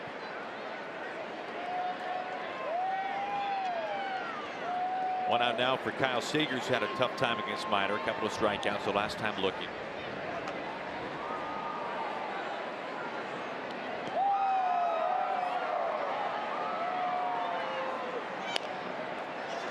Little number, third base side. Beltre with the bare hand. Nothing he can do. Seager finds a way aboard.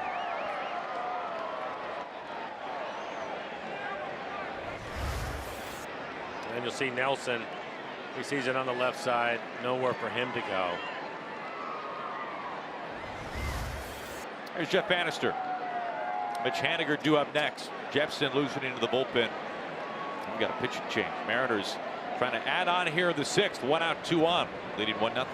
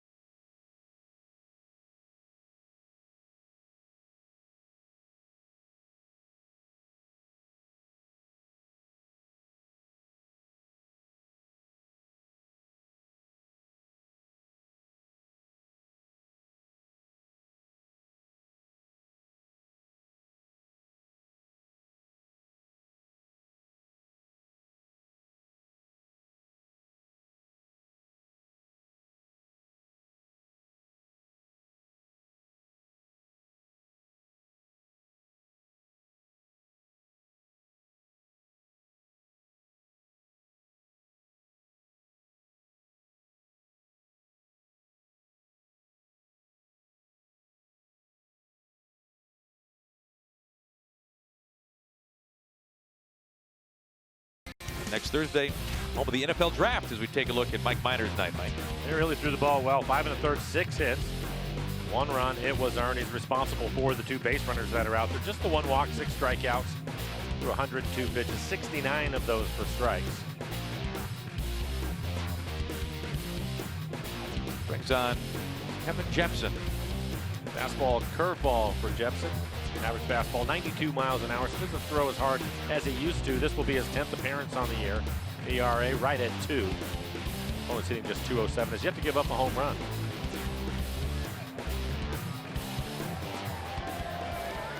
RBI chance here for Mitch Haniger.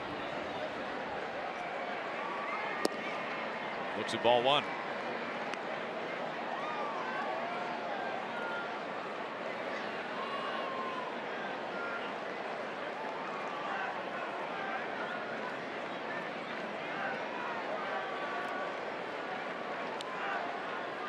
Cruz at second, Seager at first.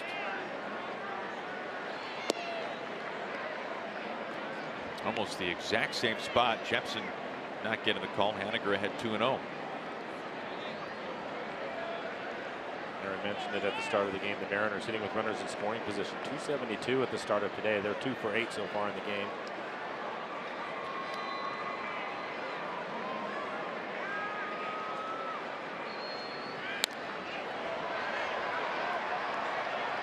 Well, Mike, each year for the Mariners, we kind of talk about what a good number would be given how the lineup is constructed on a daily basis, right? How home run dependent are you?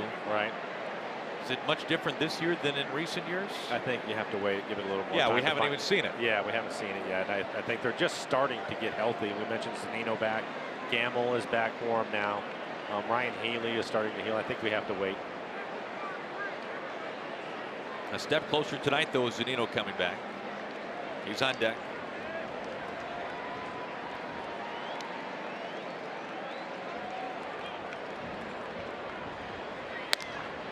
Out to right. Mazzara, a couple of strides in. Everybody stays put. 2 outs.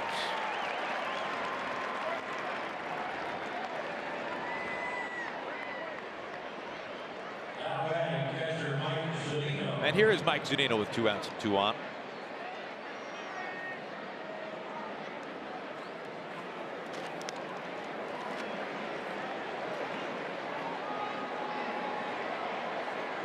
See a couple of strikeouts. Mike was a little bit late. Really picked the ball up too well off of Mike Minor. We were talking about his timing. It might take him a few days. Jepson again, his fastball at 92. Will throw his curveball about 30% of the time.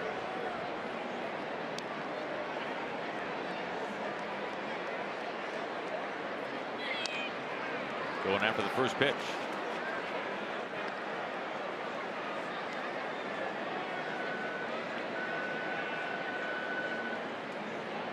Mike Margema option to Tacoma.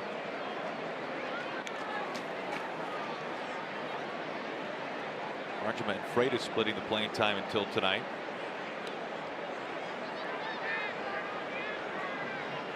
The 0-1. Doubles up on it.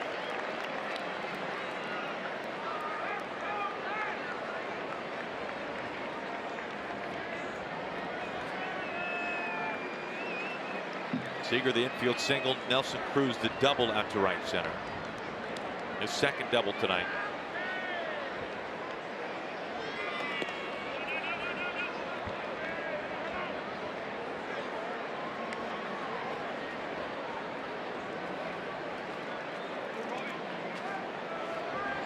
Claudio getting loose.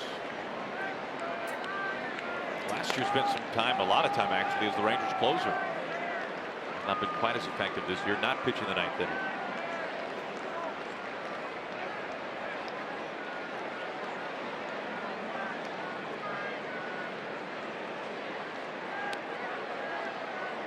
Two outs and 2 on for Jepson's 1-2 pitch.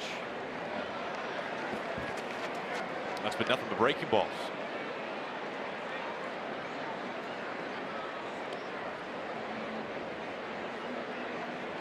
For Minor, when he did throw his fastball, it was above the belt, top of the strike zone.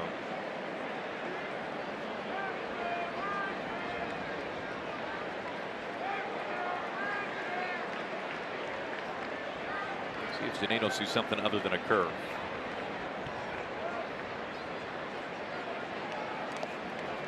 Nope.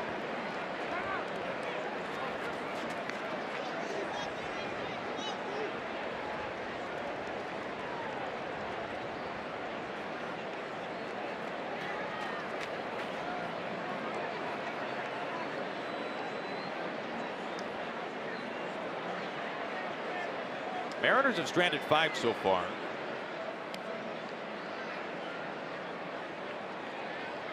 Now the 2-2. This time a fastball popped up, foul. And again, that fastball right at the top of the strike zone.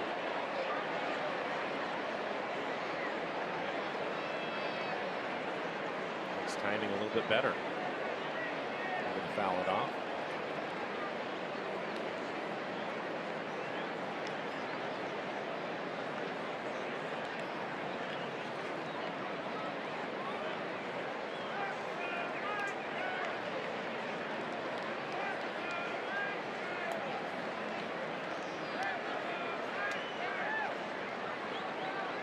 Here comes pitch number 7 to Zunino. Back to the curveball for strike 3. The Mariners strand a couple to go to the bottom of the 6th.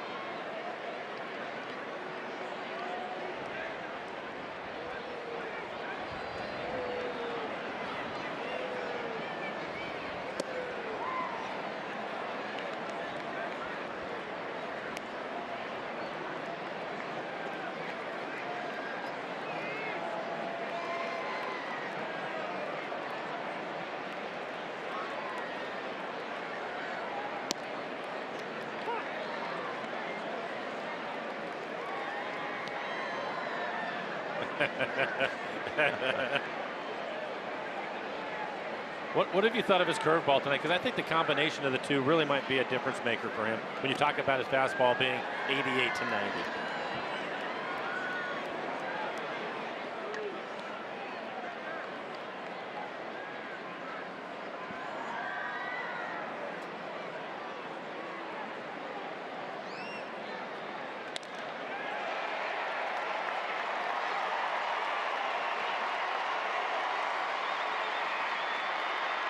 Throw coming into second base. Chu a double. And Val, the last thing for me, can you talk about how important Mike Zunino is to this pitching staff and having him back tonight? I know that David Freitas and Mike Bargema both have done a really nice job, but the difference is Mike Zunino at the end. That's why he's the starter.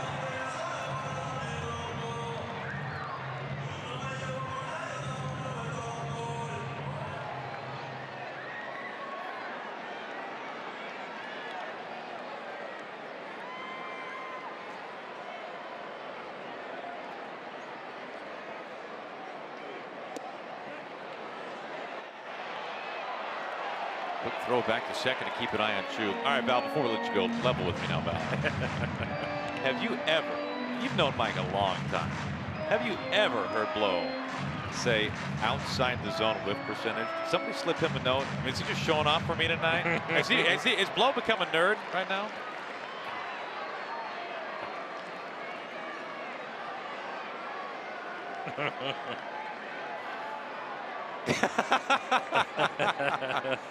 That's because you're hanging out with Brian Kenny too much. Val, as always, we appreciate it. We'll catch you on Mariners post-game presented by Alaska Airlines. 0-2 to Profar. I guess you're not alone. We're just trying to keep up. That's it. I appreciate the effort. Next pitch will be number 80. Lead off double by Chu.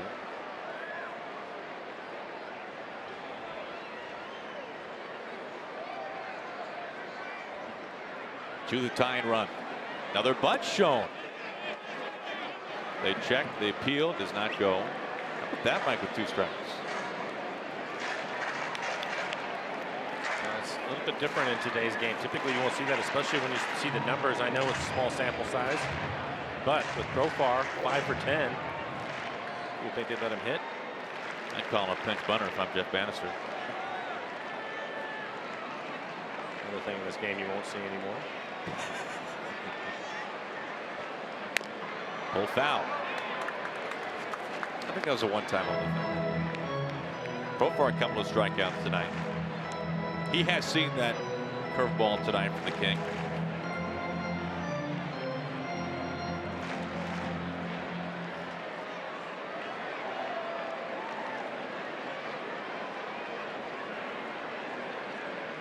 The 1-2. Well outside.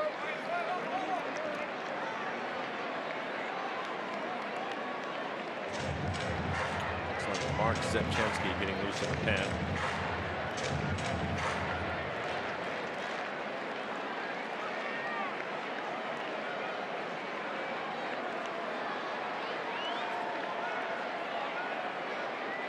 The 2-2. Kiddo charging. There's that number 1 as Chu advances into third base.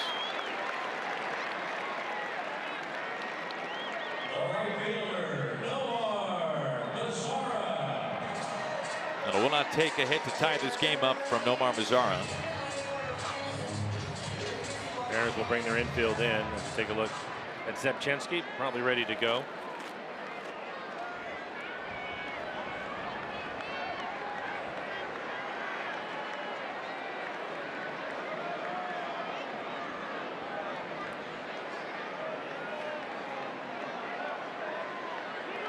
Time call.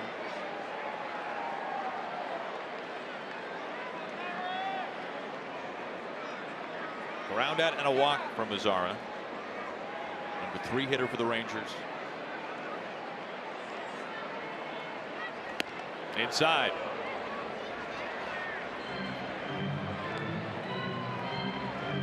Chu, probably a better than average runner.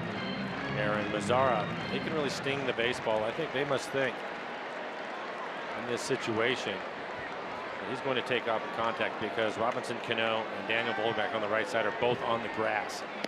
They're really playing in.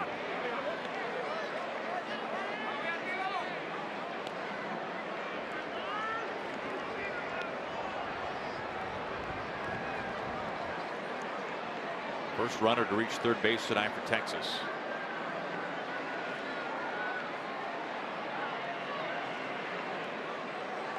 One and two. Haven't seen that much in tonight's ball game. Felix elevating the fastball 90 miles an hour up out of the strike zone and gets him to chase it.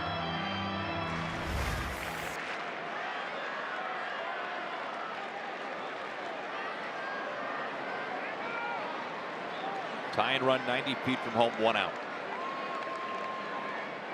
The Kings 1-2. Evens it up.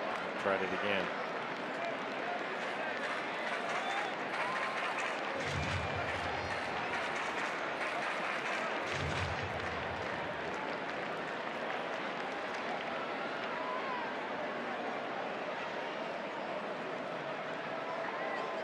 Felix on 2-2.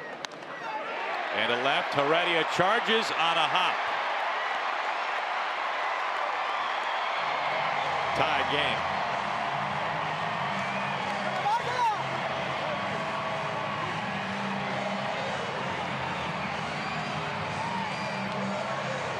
Well, third in the lineup where Mazzara sits, and this is a curveball. Curveball right at the bottom of the strike zone. I think sometimes you just have to give the other hitter some credit. That's a pretty good pitch. Now Mike Chu was waiting at third base, trying to make sure that ball was not caught. He was probably, I don't know, 5 feet or so from third base waiting to see, yes. Trying to preserve a chance here for a double play from Heredia. No throw coming in. I think most of the time for outfielders, when the ball is going to hit the grass, they're assuming that the runner will be able to score. And to be fair, he's looking at the baseball too. He's not sure what the runner's doing. He just knows at that point he's not going to catch it. Probably no chance to get him out. And I don't think he would have been able to throw him out. If he tries to throw it all the way to home, then you're right. Now Mazzara is standing at second base. And I think with the score tied, that's something you do not want to see. Adrian didn't like it, but that's a pretty good pitch.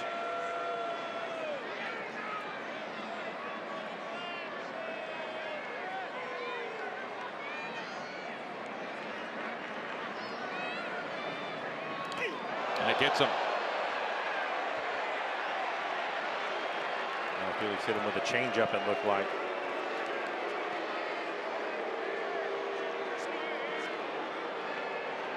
See by his reaction, he was not happy that he hit him with the changeup. Take a look at it. Our Primera Supremo. 83 miles an hour right on the hip. That was catcher too. And Scott Service out of the dugout. Now Gatto, the left-handed bat, due up. Zivchensky coming in. Felix exits in the bottom of the 6th. 1 out, 2 on, tie and run. Go ahead run, I beg your pardon, at second.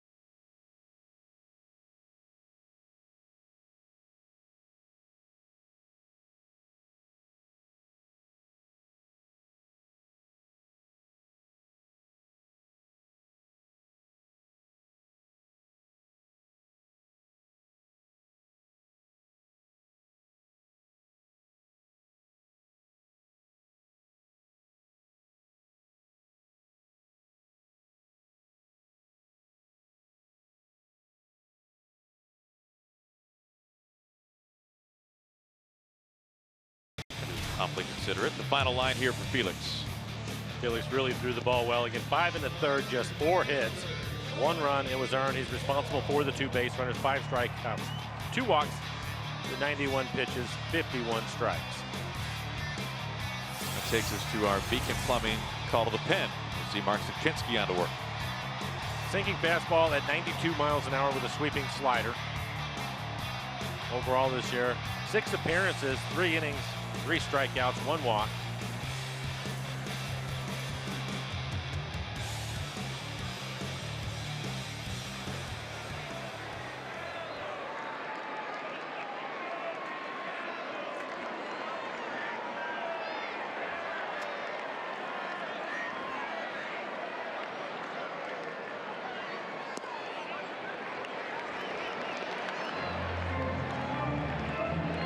Zara, the RBI single to tie this game up now at second. Felix, again, really good tonight. Didn't give them many opportunities. The Rangers 1 for 3 with runners in scoring position tonight.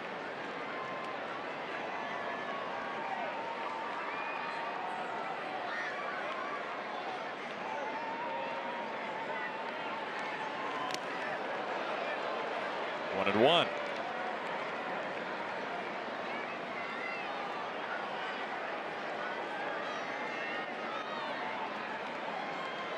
No shift this time.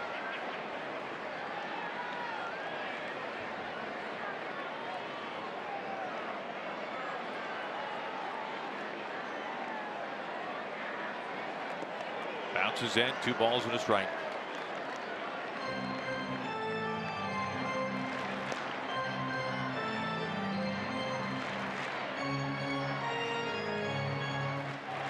Nick Vincent getting loose in the pen. Another left-handed hitter on deck in Guzman. Then Chirinos, right-handed bat.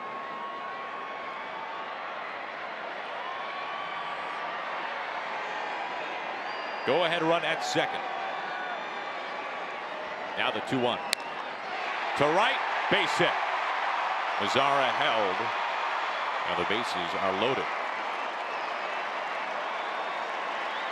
Rangers hitters were 0 for the last 27 against Mark Sapchinski, and Gallo's first hit against the lefty specialist. And trying to go inside. That is a fastball. Ends up middle in as he lines it into right field. Strong throw by Haniger. Well, Stottlemyre making a trip out to the mound.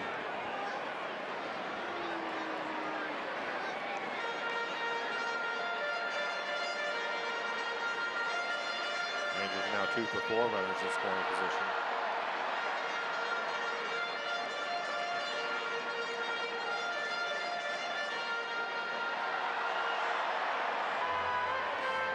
Vincent. He's ready.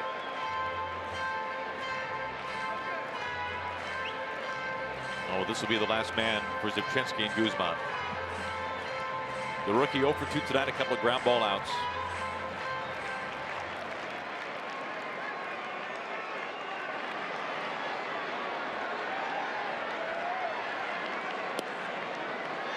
Missing inside, ball 1.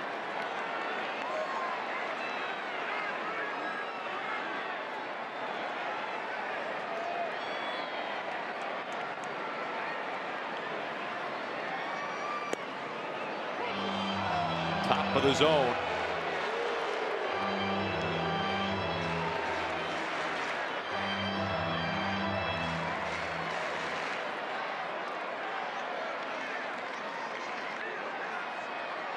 Double play ends the inning.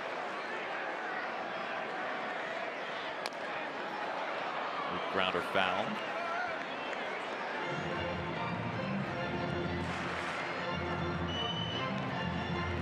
The Rangers held off the board over the first 5 innings facing Felix. It was Chu's doubled and out later, Mazzara's single.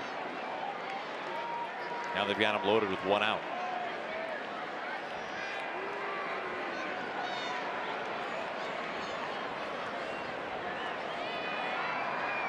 Going over the signs.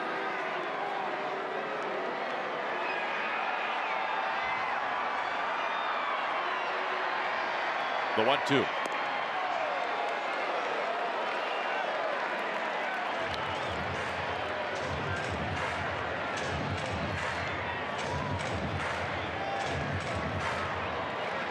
I mentioned the chance for a double play to end the inning. Guzman has grounded out twice in his first 2 at-bats.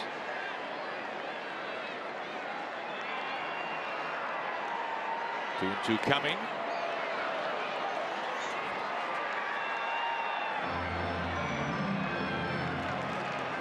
Heredia is shallow in left field. D. Gordon shading towards left center. Haniger straight up and right. See Daniel Vogelback again playing in on the grass. When the ball is hit to him, he's going to go to home. The only way he goes to second is if he has to range over to his backhand side. For the double play back up the middle.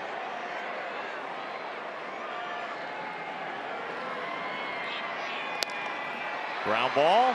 Cano. Long throw to Segura. No chance to turn 2. And the Rangers have taken the lead.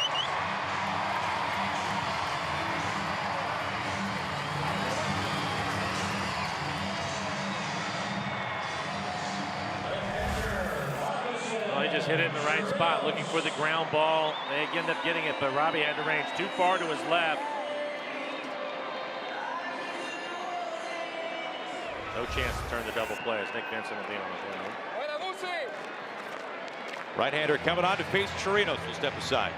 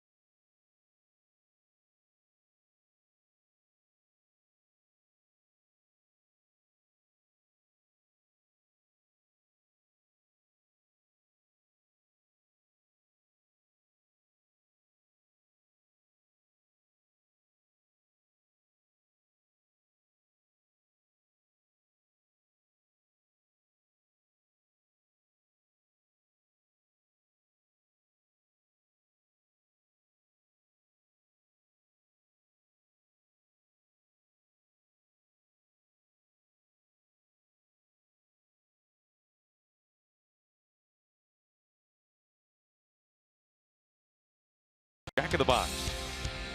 And by BNSF, sponsor of the BNSF Blast.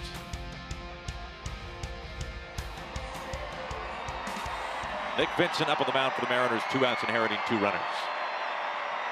Warnick is fastball at 90, cutter 87, 88, and a slider. 9 appearances.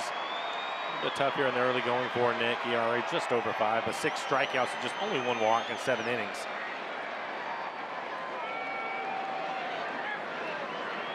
Facing Chirinos. Starts him off with a cutter just off the outside corner. Throw that pitch a lot. It's his best pitch.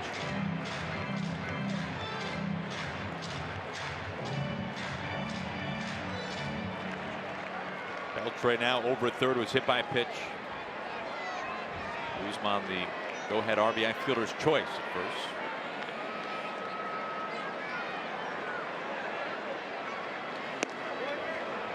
One and one.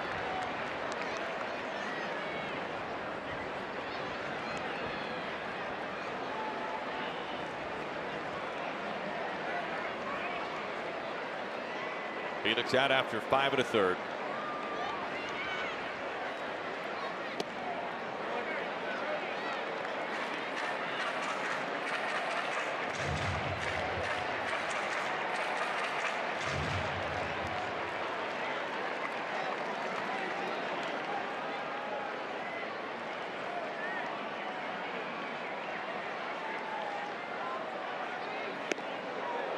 Ball behind now, 3 balls and a strike.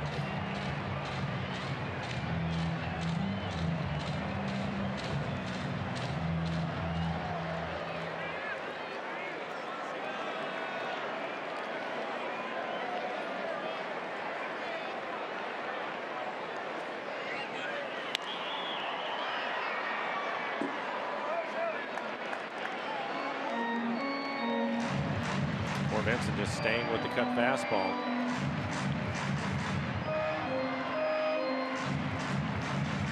Really no surprise when you're in the jam, stay with your best pitch, and that's it for Nick.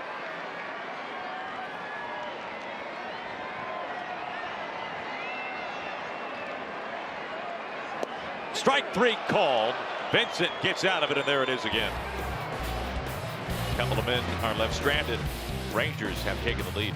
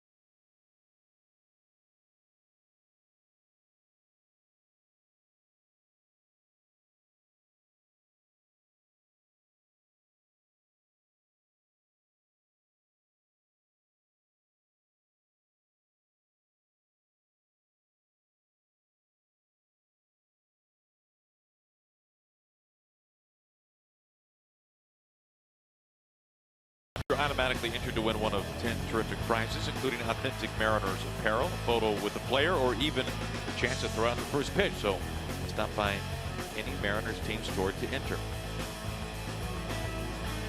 Funky left-hander Alex Claudio up on the mound to work now for the Rangers. A side armor, not overpowering at all. Look at the numbers. His average fastball 85 miles an hour. Pretty good changeup and a slider. 10 appearances on the year. Facing Vogelback to begin the 7th.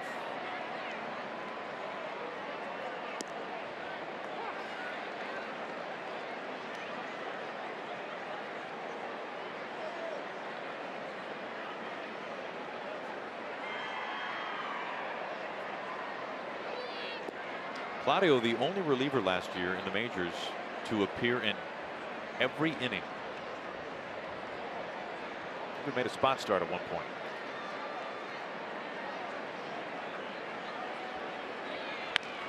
The opposite way, Beltre sticking with it. And the pick by Guzman at first base, 1 out. Beltre, the only one on the left side. Daniel hit the ball hard, but it was right at him.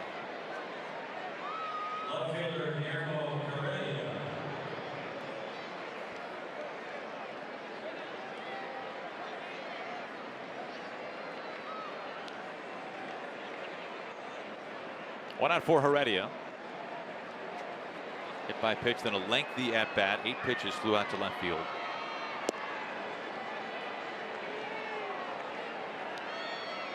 See that fastball at 87. Going to run away from all the right-handers. That arm angle, pretty good movement. Pretty good two-seamer. Bunt his way aboard, 1-1. Not a bad idea. Beltre was playing back behind the bag.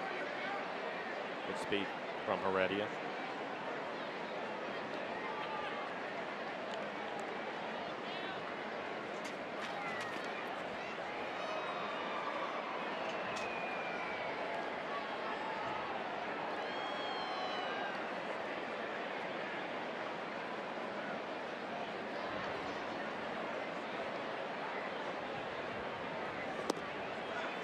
if we go back to that Vogelback at bat, tough luck, right? As you mentioned, hits it to the only guy on the left side of the infield.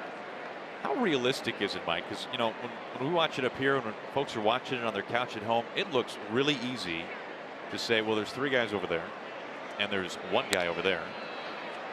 Up the middle, Profar in stride. Guzman, no, can't hold on. Was able to help out Beltre. Not able to hold on to it this time from Profar. So some speed on first base. Pretty good sinker. Infield base hit, it goes down. Center fielder D. Gordon. The Mariners have some good speed at first base, the tie and run for D. Gordon. But how realistic is it when you're facing major league pitching to say, you know what, I'm going to hit it to where they're not? I think it depends on the hitter. I think it depends on the pitcher. You know, for me with Kyle, for example, we used him as an example over the last couple of years. He has a pretty good ID, trying to go the other way. Lead runner, that'll be it. But I think if your job is to hit the ball in the seats, it probably is a little bit tougher because you're not going to do it as often. If you're somebody like D. Gordon, you won't see the shift because he can spray it around. The one that's been surprising to me this year is seeing the shift on Cano a couple of different times. Not a lot, but a few times, with the way that he has used the entire field. And if he wants to hit now, and he's special, obviously, but if he wants to hit the ball the other way, he can do that on a pitch that's inside. He can do that on a pitch that's 96. With the velocities and the breaking ball that we're seeing in today's game, a lot of hitters, I think, are just trying to hit the baseball as hard as they can. And typically, they're going to end up in the shift, obviously, because that's the numbers. But trying to hit it the other way isn't an option for someone. Too hard. 2 outs. The Mariners have Gordon at first, Segura at the plate. I laugh a little bit because going back to our conversation yesterday about how difficult it is just to put down a bunt against some of the vicious stuff that we see coming from the mound these days. Right. If it's that hard to drop a bunt on some guys, depending on who you are, how hard it must be to actually poke one through a specific side of the infield. Yeah, you know, I think that as a major league hitter, these guys can control the bat for the most part. Not everybody, but a lot of the hitters can. And you would think that, you know, well, just a simple inside-out swing, hit it the other way. But when you're talking about the velocities that they're playing at today and the hard breaking ball to go with it and mixing it up, I think it's tougher today to do that. It's another reason why you'll see a lot of the third basemen play even once the hitter gets a strike. They'll move all the way out to shortstop and be the only one on the left side because it's just so difficult. And they realize that the hitter is just trying to find a way to hit the ball hard. And where it ends up going, you know, it's just luck after that. Sure, anybody's guess. Yeah.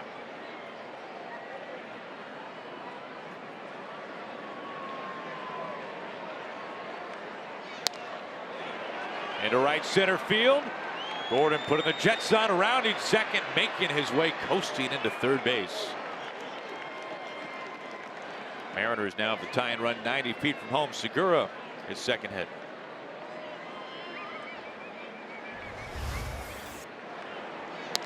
And for D. Gordon, he is one of the few that would make it to third on a ball that is lined right at the center fielder, and the center fielder not even trying to throw him out. Second baseman Robinson Cano. You can see D. He's looking at Segura. He wants Segura to get a big lead over at first base because if Claudio tries to pick him off, I think D's going to try to take off for home. Is that what that was we just saw? That's what he was saying to Segura, wanting him to get a big lead. Go ahead and get out there, and if he goes over there, keep an eye on D. Gordon.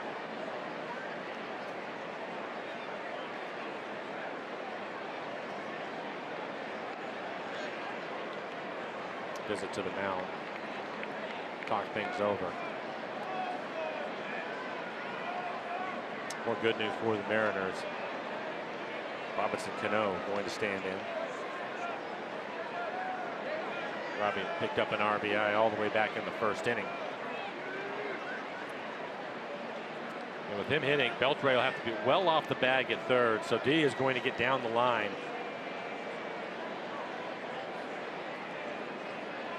See how far Beltre is from third base.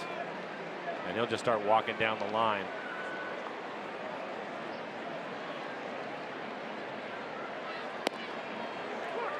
Take a look at this, Aaron. I think, again, when you watch it, he's looking at Segura across the diamond. Get a big lead. That's what he's telling him. And if he gets the big lead and he throws over there, Segura is just going to take off for second. Make them make a decision on what they want to do. The tying run. 69 miles an hour, home 2. Yeah, he has a good changeup.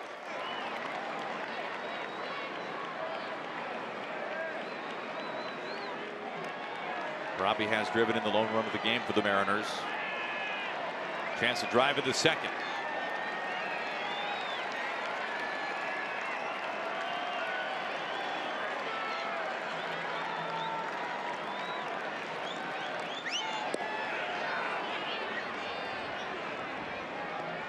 Gets away with that, 1-2.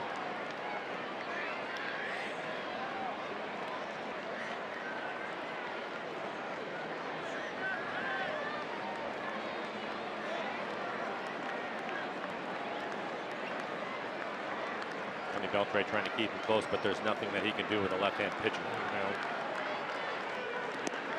There goes Segura. They will let him take second, and that's why. So go ahead run at second base now. And we'll take a look at D. There he takes off. And that's the reason why they didn't throw down there at all. Second bag this year for Segura.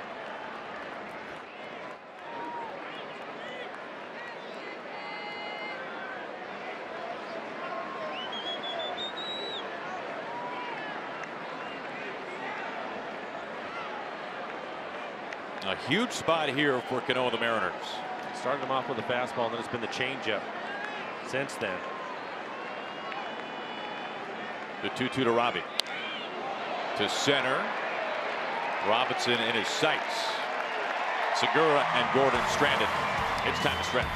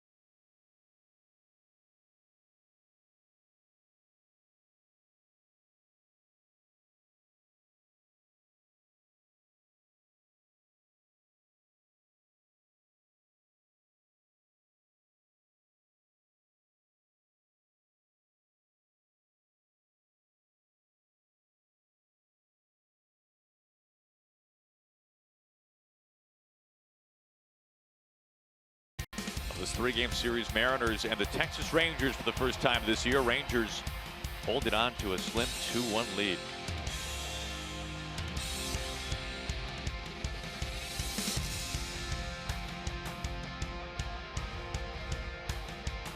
Looking for more family fun at the ballpark? Make sure to visit the Seattle Children's Playfield on the main concourse in center field. While you're there, stop by the Moose Den to have your photo taken with the best mascot in baseball. Well, how about tomorrow? Middle game of the 3-game series. Looking forward to watching James Paxton up on the bump for the 5th time this year. We are on the air at 4:30. Paxton 28 strikeouts, 9 walks on the season, taking on the immortal one Bartolo Colon, the only active player in the majors to have played, or in his case pitched, inside the Kingdome. Kingdome. before they get things going here at the bottom of the 7th. Let's check in with Brad back at the Ford Sports Desk.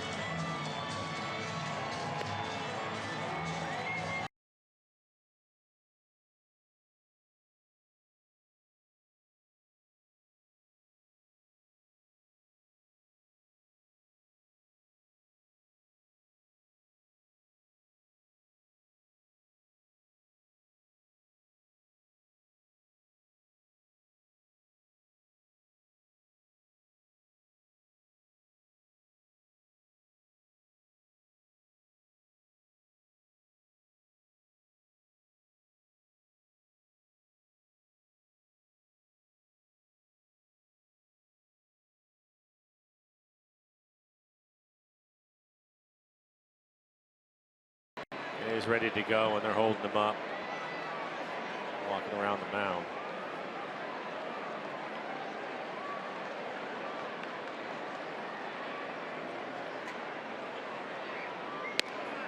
Pours over a strike to Drew Robinson.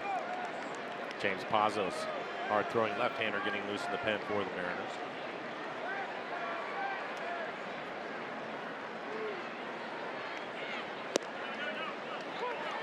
At the knee, 0-2.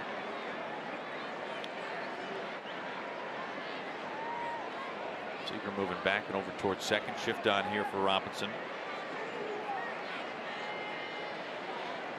Oh, that did not take long. Second strikeout for Nick Vincent tonight. This copyrighted telecast is presented by authority of the Seattle Mariners. It may not be reproduced or retransmitted in any form. The accounts and descriptions of this game may not be disseminated without the express written consent of the Seattle Mariners.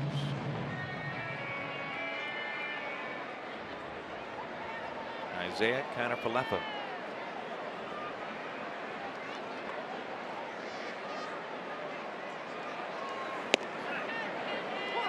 Mike, I noticed you only referred to him as the Rangers' second baseman. You're doing a fine job, Aaron.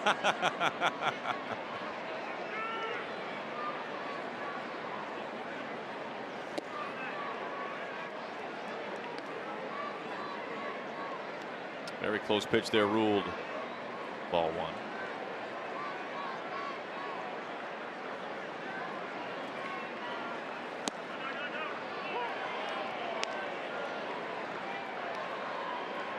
Next the corner, 1 ball and 2 strikes. Chu on deck, 1 out.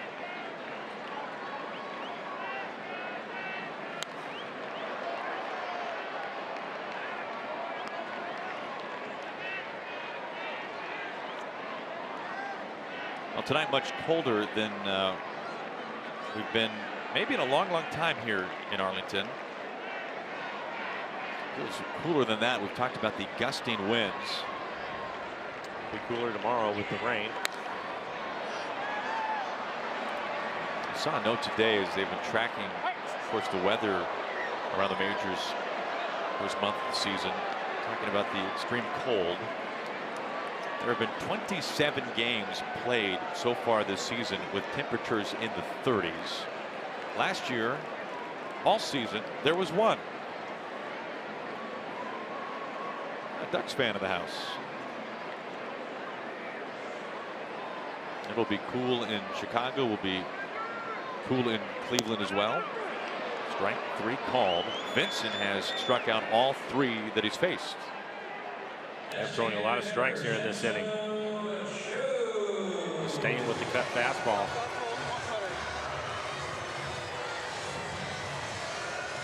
It was a 2-run 6th inning for Texas.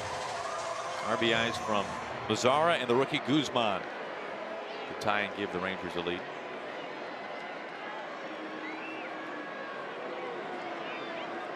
Here's Chu. On the first pitch, a foul ball.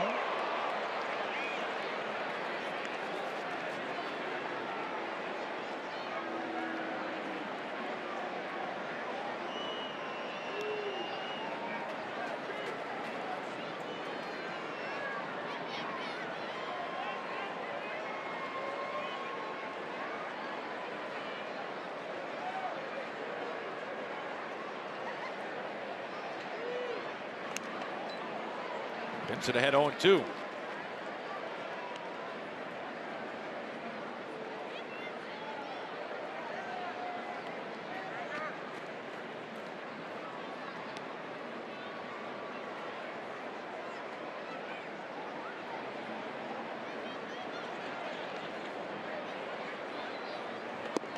What an outing from Nick Vincent.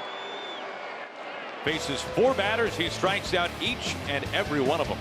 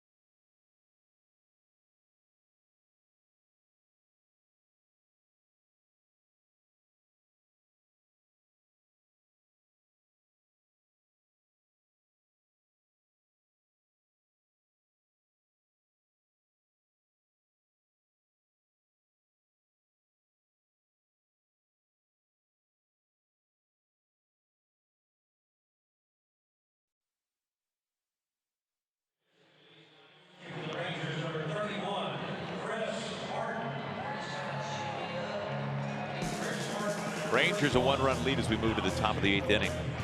Watch every out-of-market regular season game live at home, in the office, around the go with MLB.tv. The subscription includes MLB At-Bat Premium, allowing you to watch live baseball on your favorite supported devices. Blackout and other restrictions do apply. Visit MLB.tv for details.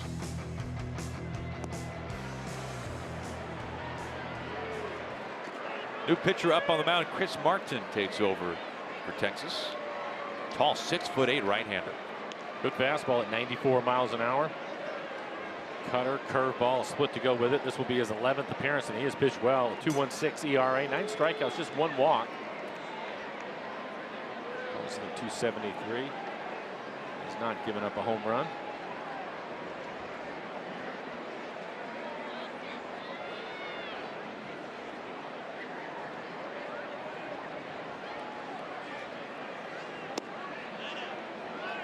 Cruz looks at a pitch missing. Now Chris Martin, a local product, pitching for his boyhood team from Arlington High School. Same high school as Hunter Pence.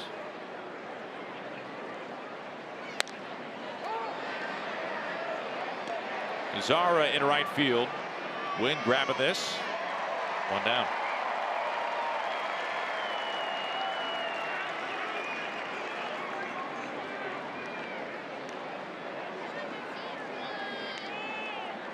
Third baseman Kyle Seager. 1 out for Kyle Seager.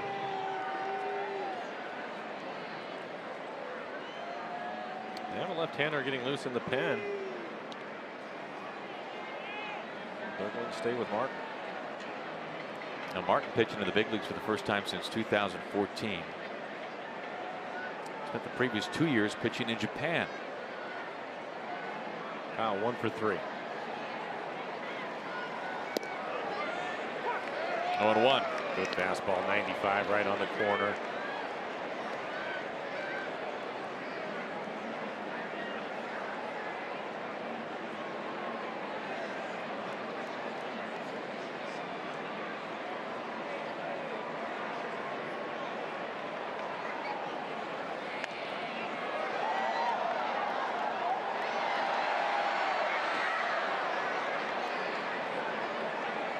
Now Seager, a lifetime .316 hitter in this ballpark. A hit tonight.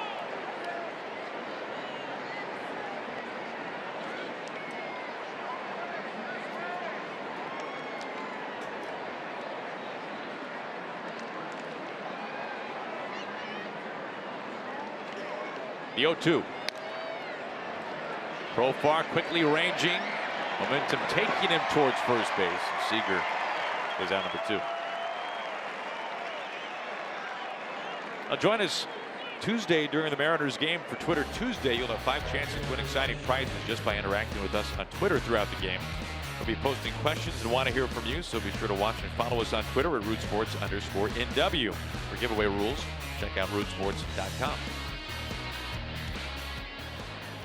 2 up, 2 down from Chris Martin. Here's Mitch Haniger. Haniger's been on base twice tonight, a double and a walk.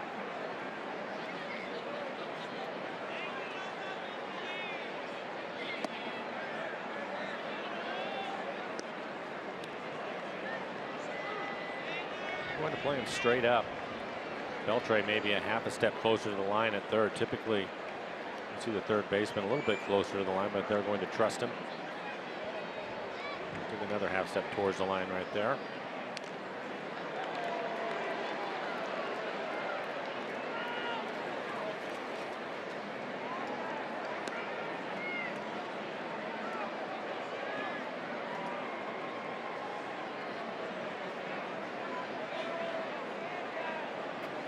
Torino's getting clipped a little bit by that foul ball.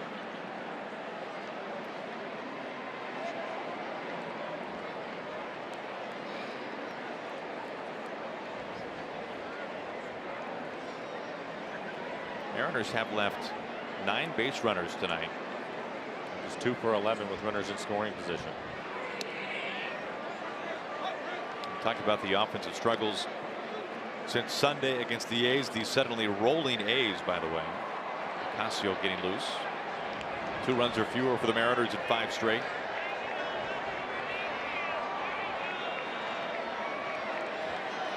Facing some of the league's toughest pitching.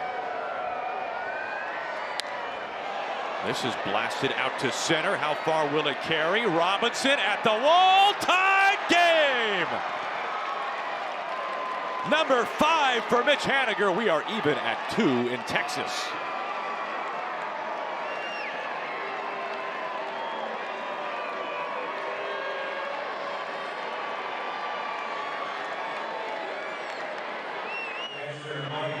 It sounded as if he had enough of it. We weren't sure because of the wind.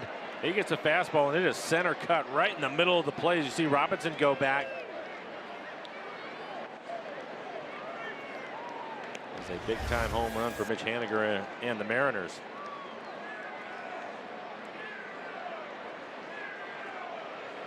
Nothing cheap about that. Here's Zunino.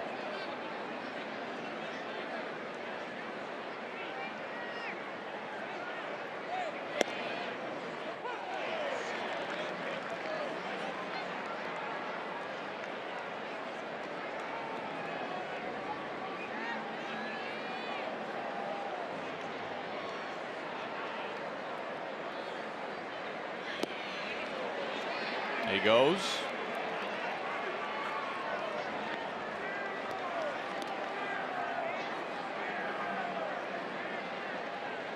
First run for the Mariners since the first inning.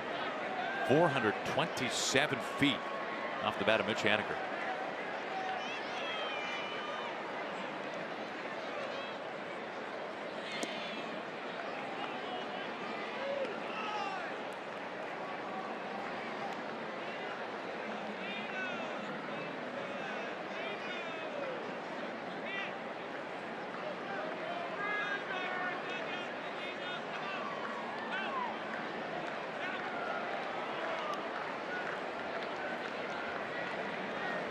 The 1-2.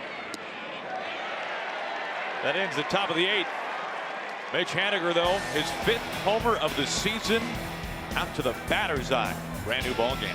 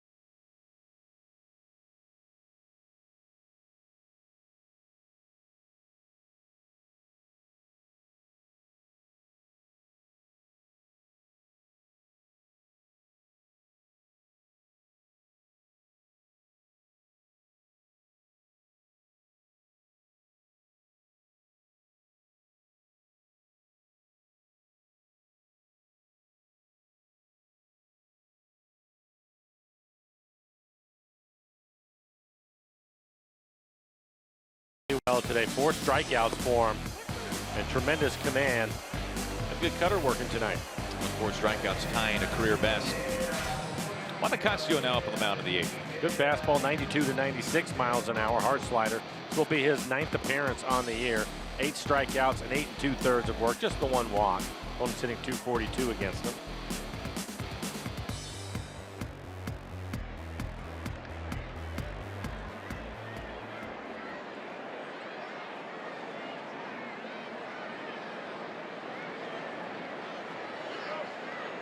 Facing 2, 3, and 4. It begins with Jerks and Profar.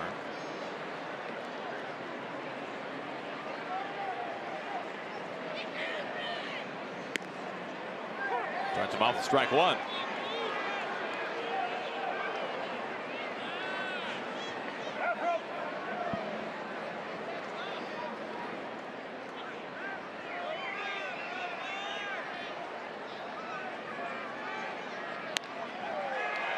Into center, dumps in for a base hit in front of Gordon. Go ahead run with some pretty good speed as aboard.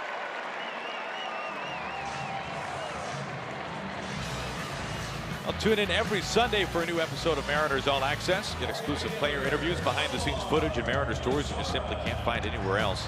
If you missed Sunday's episode, no worries. You can tune in for re-airs throughout the week on Root Sports. Or find your local programming schedule, visit rootsports.com. So Profar aboard his first hit. Here is Mazzara, who tied this game up with an RBI single in the 6th inning.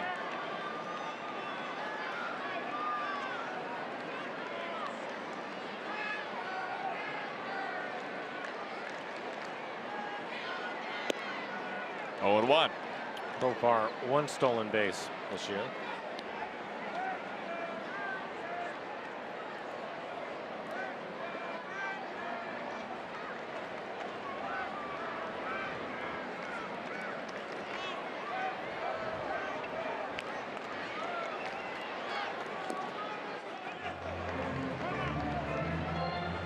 Zunino getting Profar back.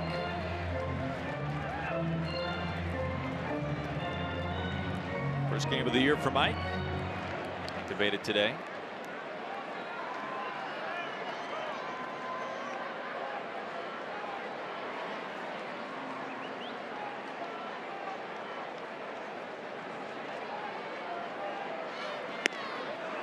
Meanwhile, another Ryan Healy update.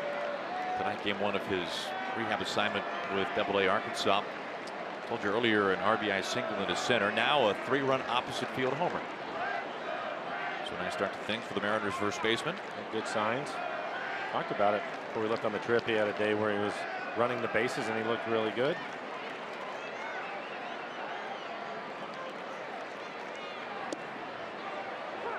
Evens at 2-2.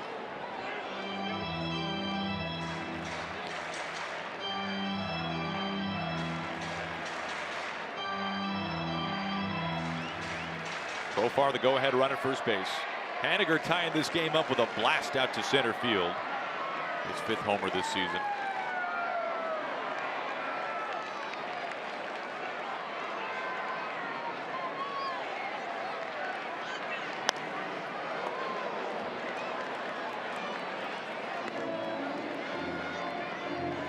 Meanwhile, the team just a game back of the Mariners in the standings. The A's, who since winning on Sunday behind Chaminade, have not lost. They've won 4 in a row.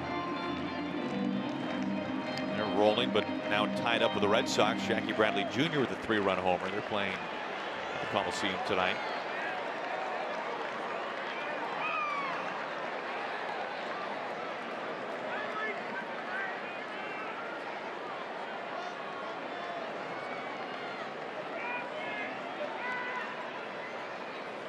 The 2-2. Cano snares, throws to second. Seager's throw to first, not in time. Zara beats it out. They get Profar. 1 out, 1 on.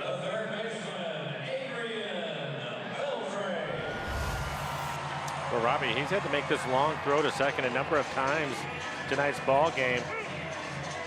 Not much of a chance to turn the double play. You see Kyle Seager, because of the shift, trying to turn it.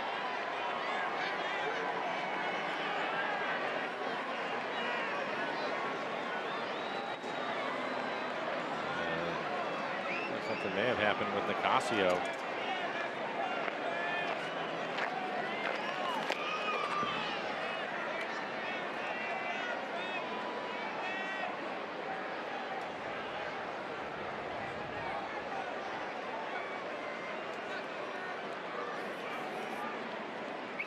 James Pazos getting loose in the pen. He was up earlier in the ball game. It will not take him long.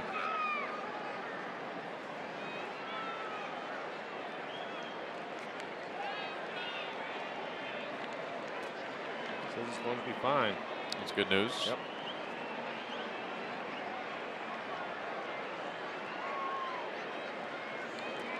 Ladies and gentlemen, your attention please. Rangers number 16, Ryan Rua. Ryan first base. Pinch runner, meanwhile, for the Rangers, Ryan Rua taking over for Mazzara.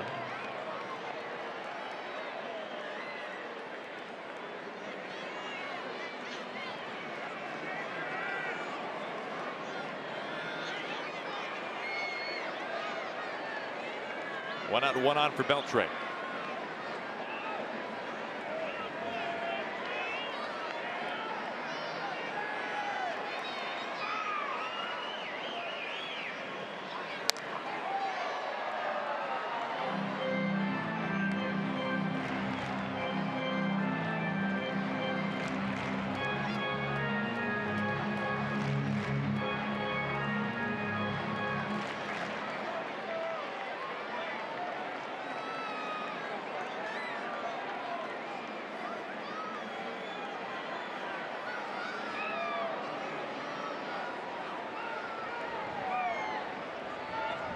The 0-1. At the knees, 0-2.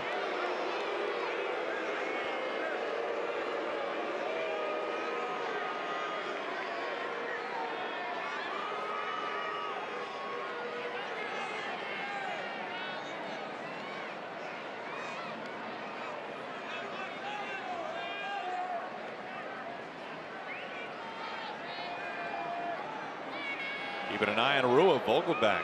Good play.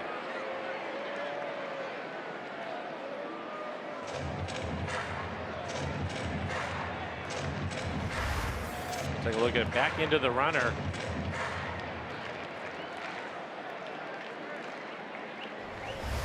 Daniel's fine. Kyle Seager cheating towards the line at third.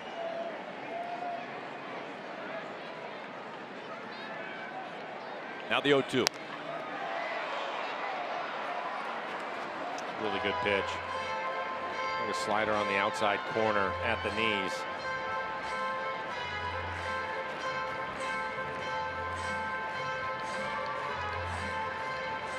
There's a pitch or two if he wants to throw that same pitch, that slider off the plate. See if he can get him to chase it.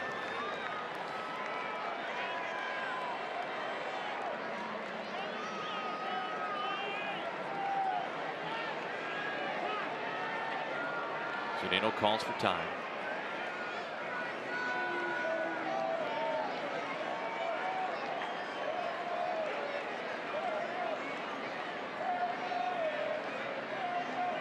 Rua pinch running, the go-ahead run.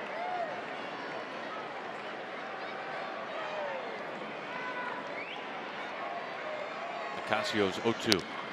Cano down to his chest, flips to Segura to first base in time. My goodness, what a double play. This is as good as it gets. We mentioned him having to range to his left all night. And a strong throw by Segura.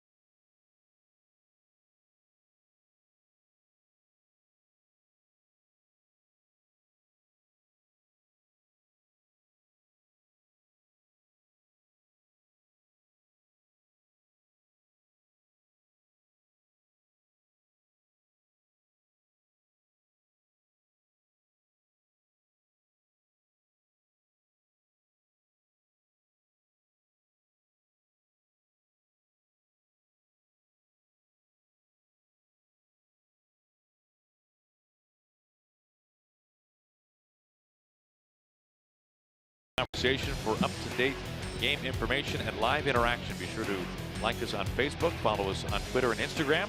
Check us out and stay connected with Root Sports. Fiona Kella. Now the closer for the Rangers. Hard throwing right-hander to face Vogelback. Missing with a curve. Fastball mid to upper 90s.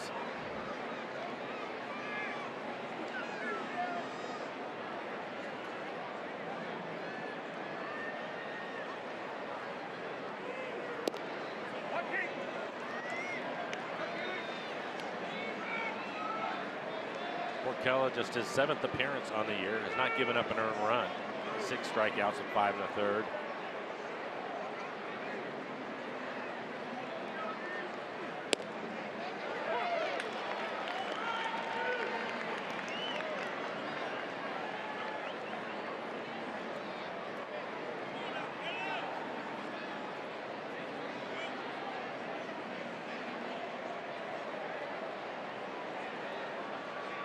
Two-one to Vogelback. Mike Robbie has made it look pretty easy tonight at second base. And some big moments. It's some big moments, and it's clear that he's healthy. Double play to him that last inning. That's as good as it gets right there, all the way around.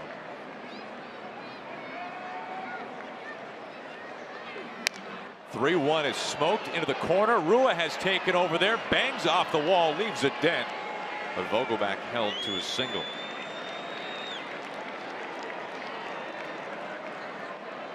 Romine going to run for him.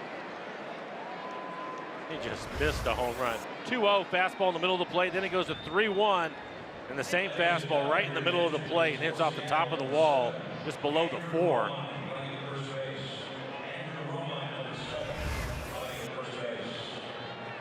Go ahead run Andrew Romine. Here's Heredia.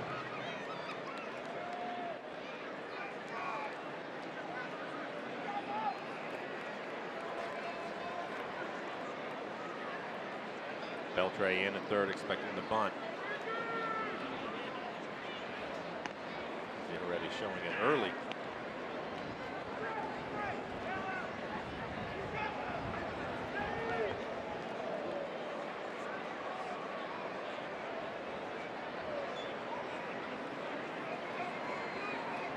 Squaring to bunt. Missing high.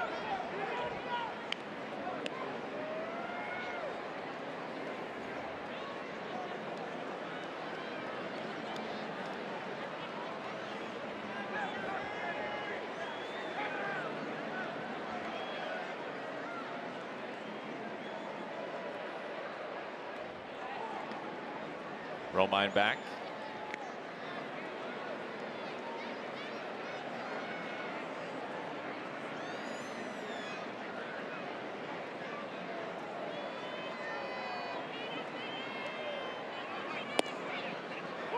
A strike.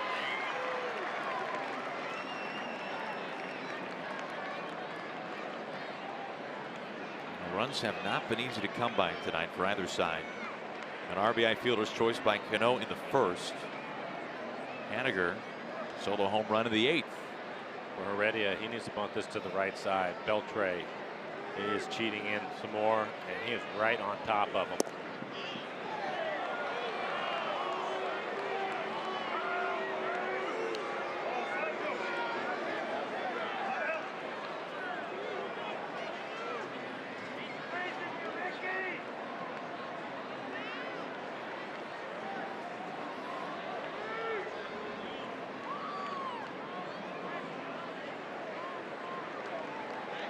Back to Romine. Now and then you'll see a manager take the bunt off in this situation and let the hitter swing away, or maybe even put on a hit and run, because most pitchers, they do not want to fall to 3-1. So you figure he's going to get a fastball in the middle of the plate, but you can see he's squaring around early. They're going to give up the out. Bunt, Guzman. Over to first base. Well done. Go ahead run in scoring position.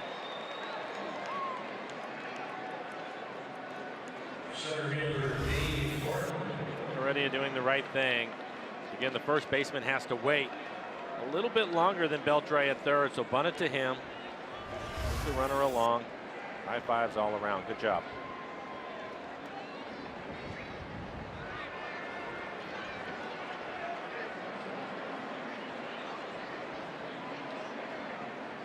D with a double. That was back in the first inning to begin the ball game, in fact.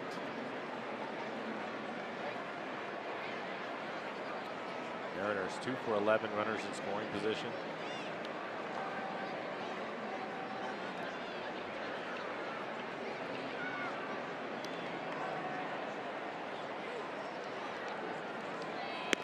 Neither one of the hits drove in a run. They just moved the runner along. Robbie ended up picking up an RBI on a ground out, then the home run by Haniger.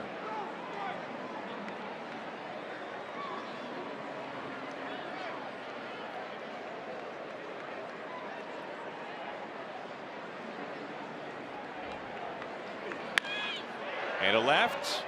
Romine to third. Held there. Runners on the corners. One out. Multi-hit night, D. Gordon. Not much of a chance to try to score him. Gallo was shallow. Talked to Scott Brocious about his ability to throw. Said he had a strong throwing arm, and you can see Romine just getting to third. Bring up Segura. Segura with a multi-hit night already.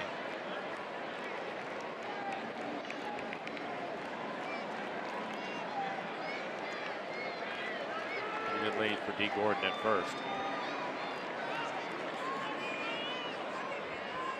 Go-ahead run of the ninth, 90 feet from home. There goes D. No chance. Not risking it there with Romine at third base.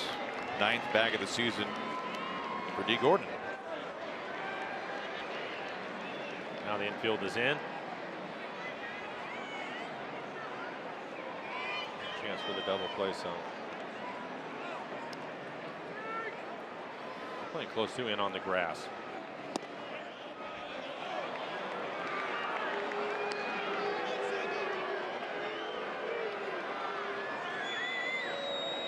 In Segura's favor, now 2-0.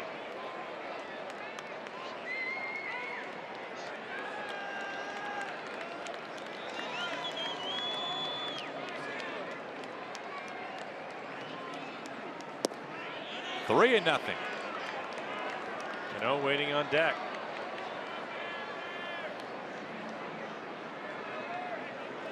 Will not get easier for Kella.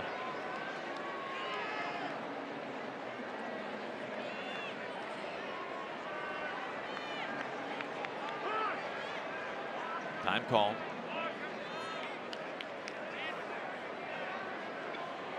Kella has not given up an earned run this year. That is in jeopardy here in the ninth inning.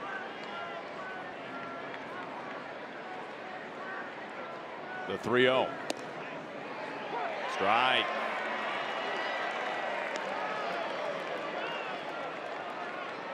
Diekman getting loose again for Texas. Hard throwing left-hander with Cano waiting on deck.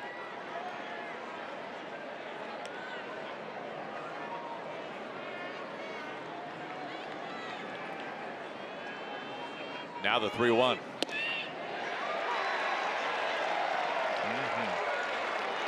Full count.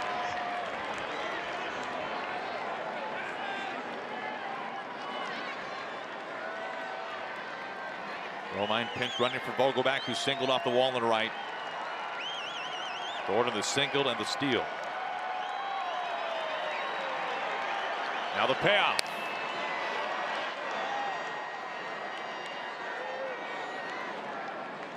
Tough pitch to lay off of the breaking ball just off the outside corner. 84 miles an hour.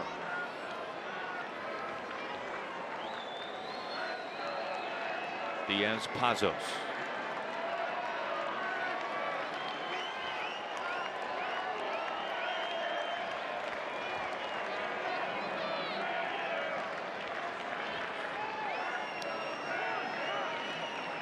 Time called once again.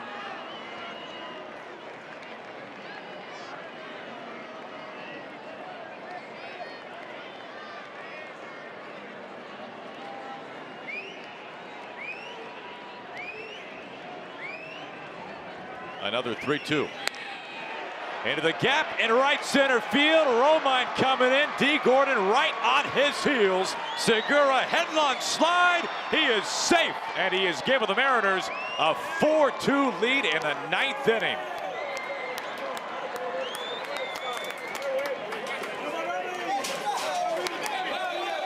That is such a good at-bat. Obviously clutch. Working the count, some tough pitches, called strikes on him. Fouling off the breaking ball, and then right back with a pretty good fastball in the outside corner. It is belt high as he lines it into the gap.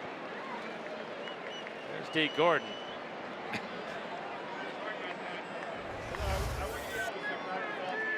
Kella done. Mariners on top.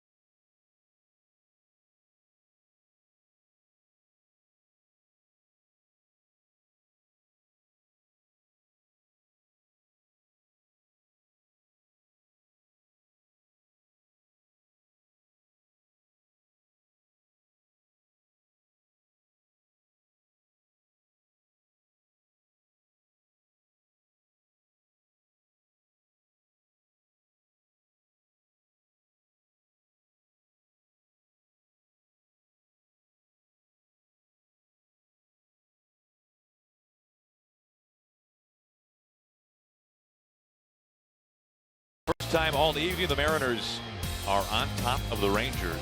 Segura bringing home Romine, and D. Gordon, a 2-run double. Plenty of high fives in the dugout. 4-2 Mariners now. Kella out, Diekman in. And for Diekman, this will be his 9th appearance. Some struggles early on. ERA over 5. 7 strikeouts, but 6 walks in the 5 innings. Almost hitting just 200, but he's been wild. Good fastball. He'll be mid-90s. Left on left facing Cano.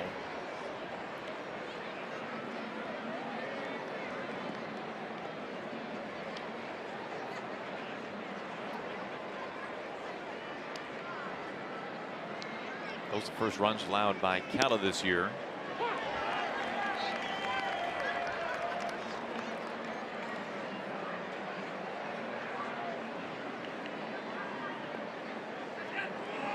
So used to Segura being so aggressive all the time, and it wasn't really a patient at bat. Fouled off a tough pitch before he had a fastball he could handle. Really good.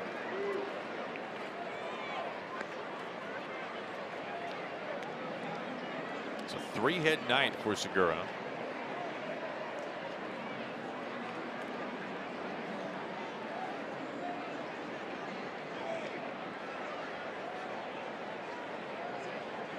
So Robbie hitting over 300 with runners in scoring position. Segura taking off, making a wide turn around third.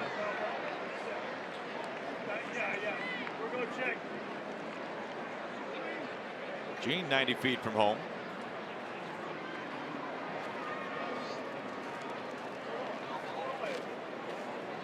I'll take another look at it. It's going to be a stolen base.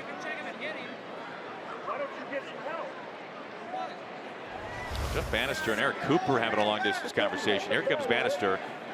Question as to whether or not that hit the bat or the glove.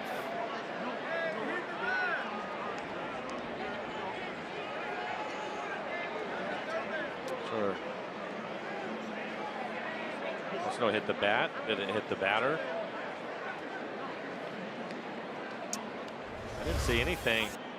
Take another look at it. It's a fastball inside. Chirinos, the catcher, goes off the edge of his glove. Ooh, it did hit the bat, looked like.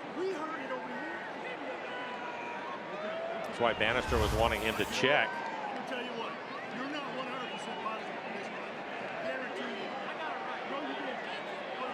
You cannot review foul tips. You could hear Bannister just asking him to get some help. Yeah.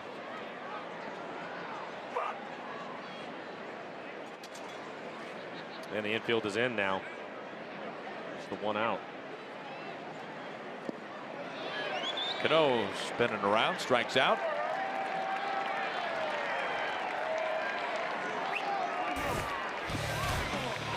Well, how about tomorrow? Middle game of the series. On the air at 4:30.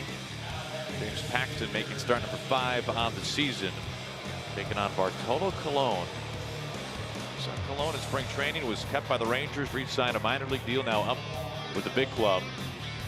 And was flirting with history his last time out. Perfect game into the 8th. After that strikeout to go, Nelson Cruz intentionally passed.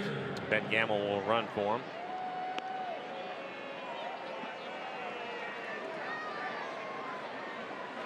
Kyle Seager a chance to drive in a run. For Seattle, number 16, Ben Gamble running at first base. Ben Gamble, number 16, running at first base. Segura at third after his second steal of the night. Giving the Mariners the lead here in the 9th inning. Diaz ready to go in the bullpen. Line drive, right field. Mariners add on. Segura waltzes home. Gamble tearing into third base. The flow holds up there. Seager drives in a run. His second hit tonight. It's now 5-2 Mariners. Aggressive on a slider. Breaking ball in the middle of the plate, 79 miles an hour. Solid line drive out into right field.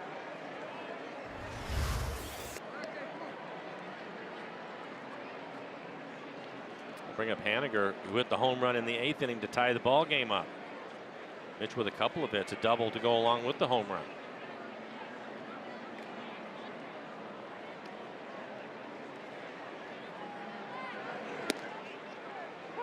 Now, a home run like this, Mike, this will put some hair on your chest. There you go.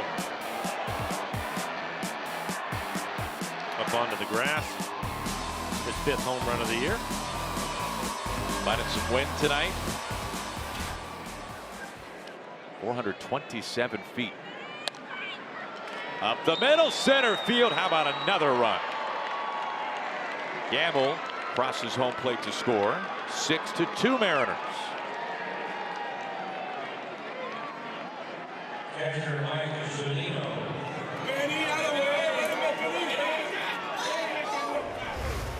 Being aggressive again. He wanted to go inside, ended up out over the plate. You can see Profar, the shortstop, expecting him to pull the ball. He hits it back up the middle, but pitcher missed his spot.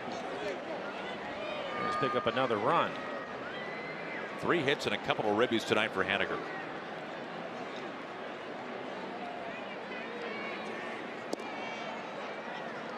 That it was just a couple of minutes ago the Mariners were 2 for 11 with runners in scoring position. Now they're 6 for 16. You look at it for the Mariners so far this season. Tonight marks game number 18. They have scored all of 1 run in the 9th.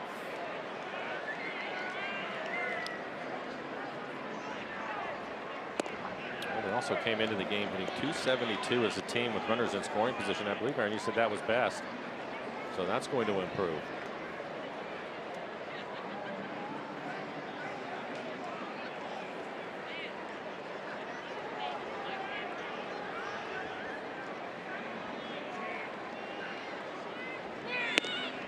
Two and 1.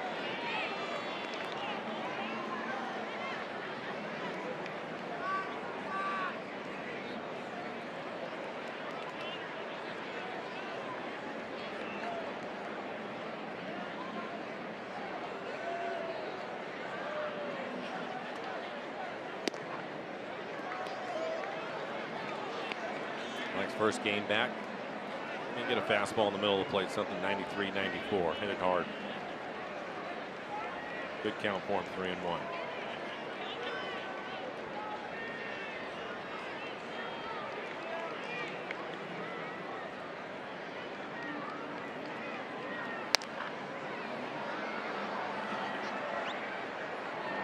Count pushes full.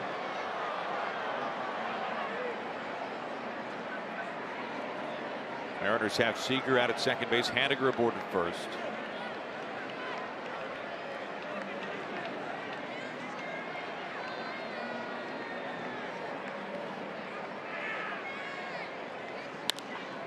Ground ball to Beltre to end the inning. What a productive ninth for the Mariners. They sent 9 men up, and they strike for 4 runs, thanks in part to Mitch Haniger at 6-2. Last call for the Rangers.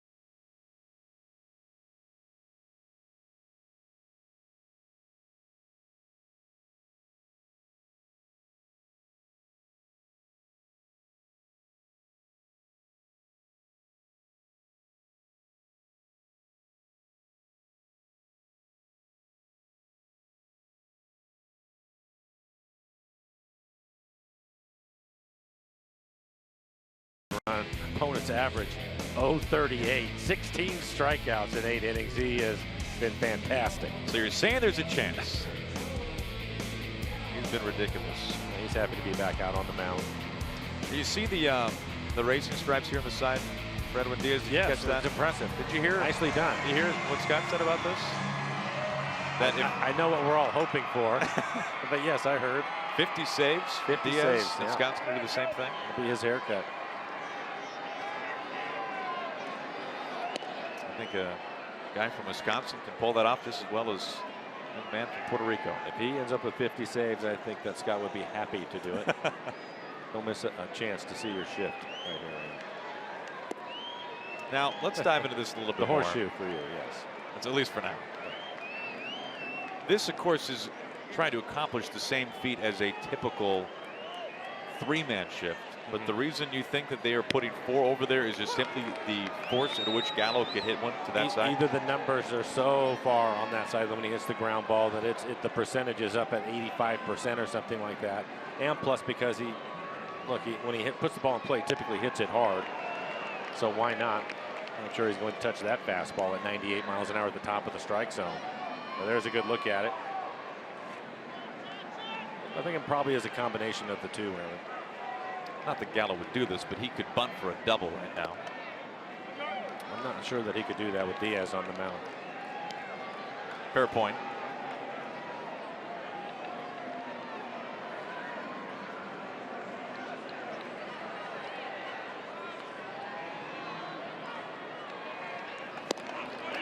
Well, he can't sniff that slider. First baseman, Ronald Guzman. Almost seems that it isn't fair. You would think where the score is, he would come right back with a good fastball, but instead it's an off-speed pitch at 90. Which is kind of funny to say. Guzman looking at strike 1 at 99.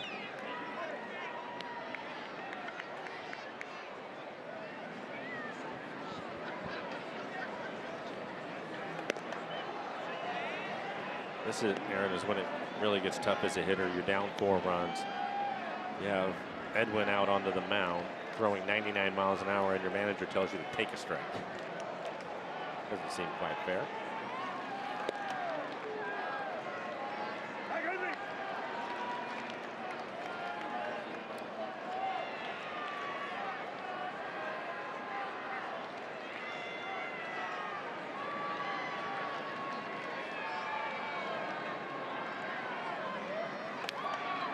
Two and two.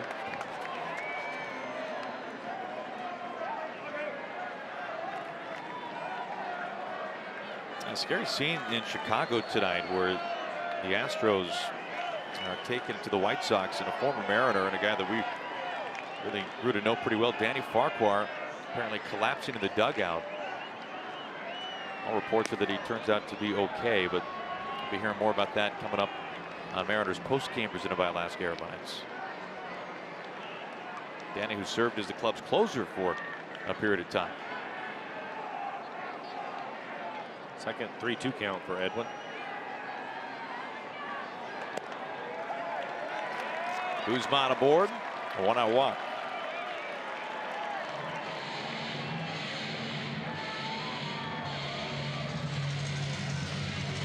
Catcher Robinson Chirinos.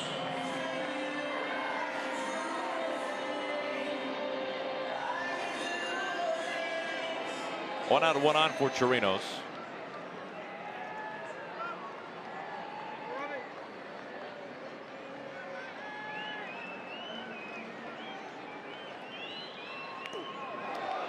Hits him to get the umpire. Yeah, also had Eric Cooper.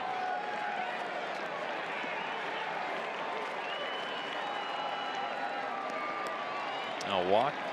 Now a hit batter. Here comes Mel. No surprise there. A couple of 3-2 counts. He picks up a strikeout, then the walk, and then on the next pitch, hits a batter.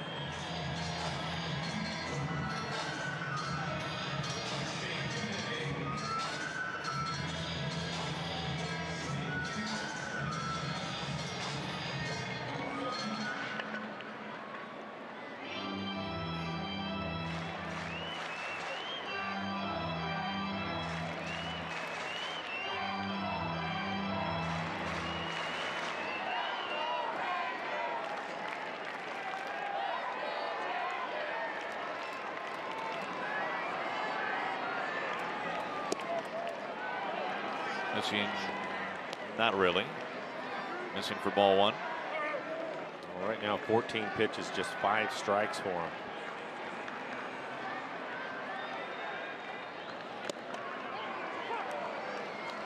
Finds it that time.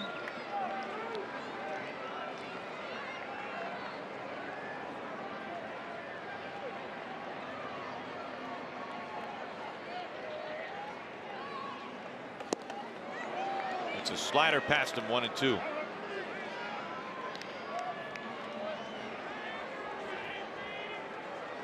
Mariners getting 4 runs in a 9-batter 9th inning. We'll take the lead here at the bottom of the 9th. 2 outs.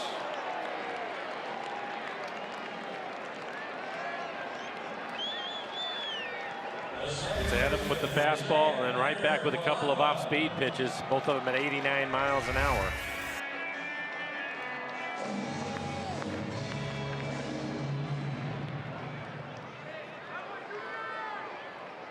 Last hope for Texas, Isaiah Kiner-Falefa.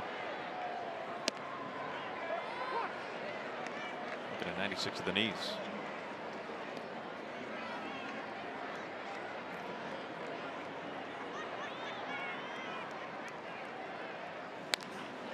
To Cano, who's had a brilliant night defensively, a fitting end, a rally in the 9th, Mike, and the Mariners take game 1.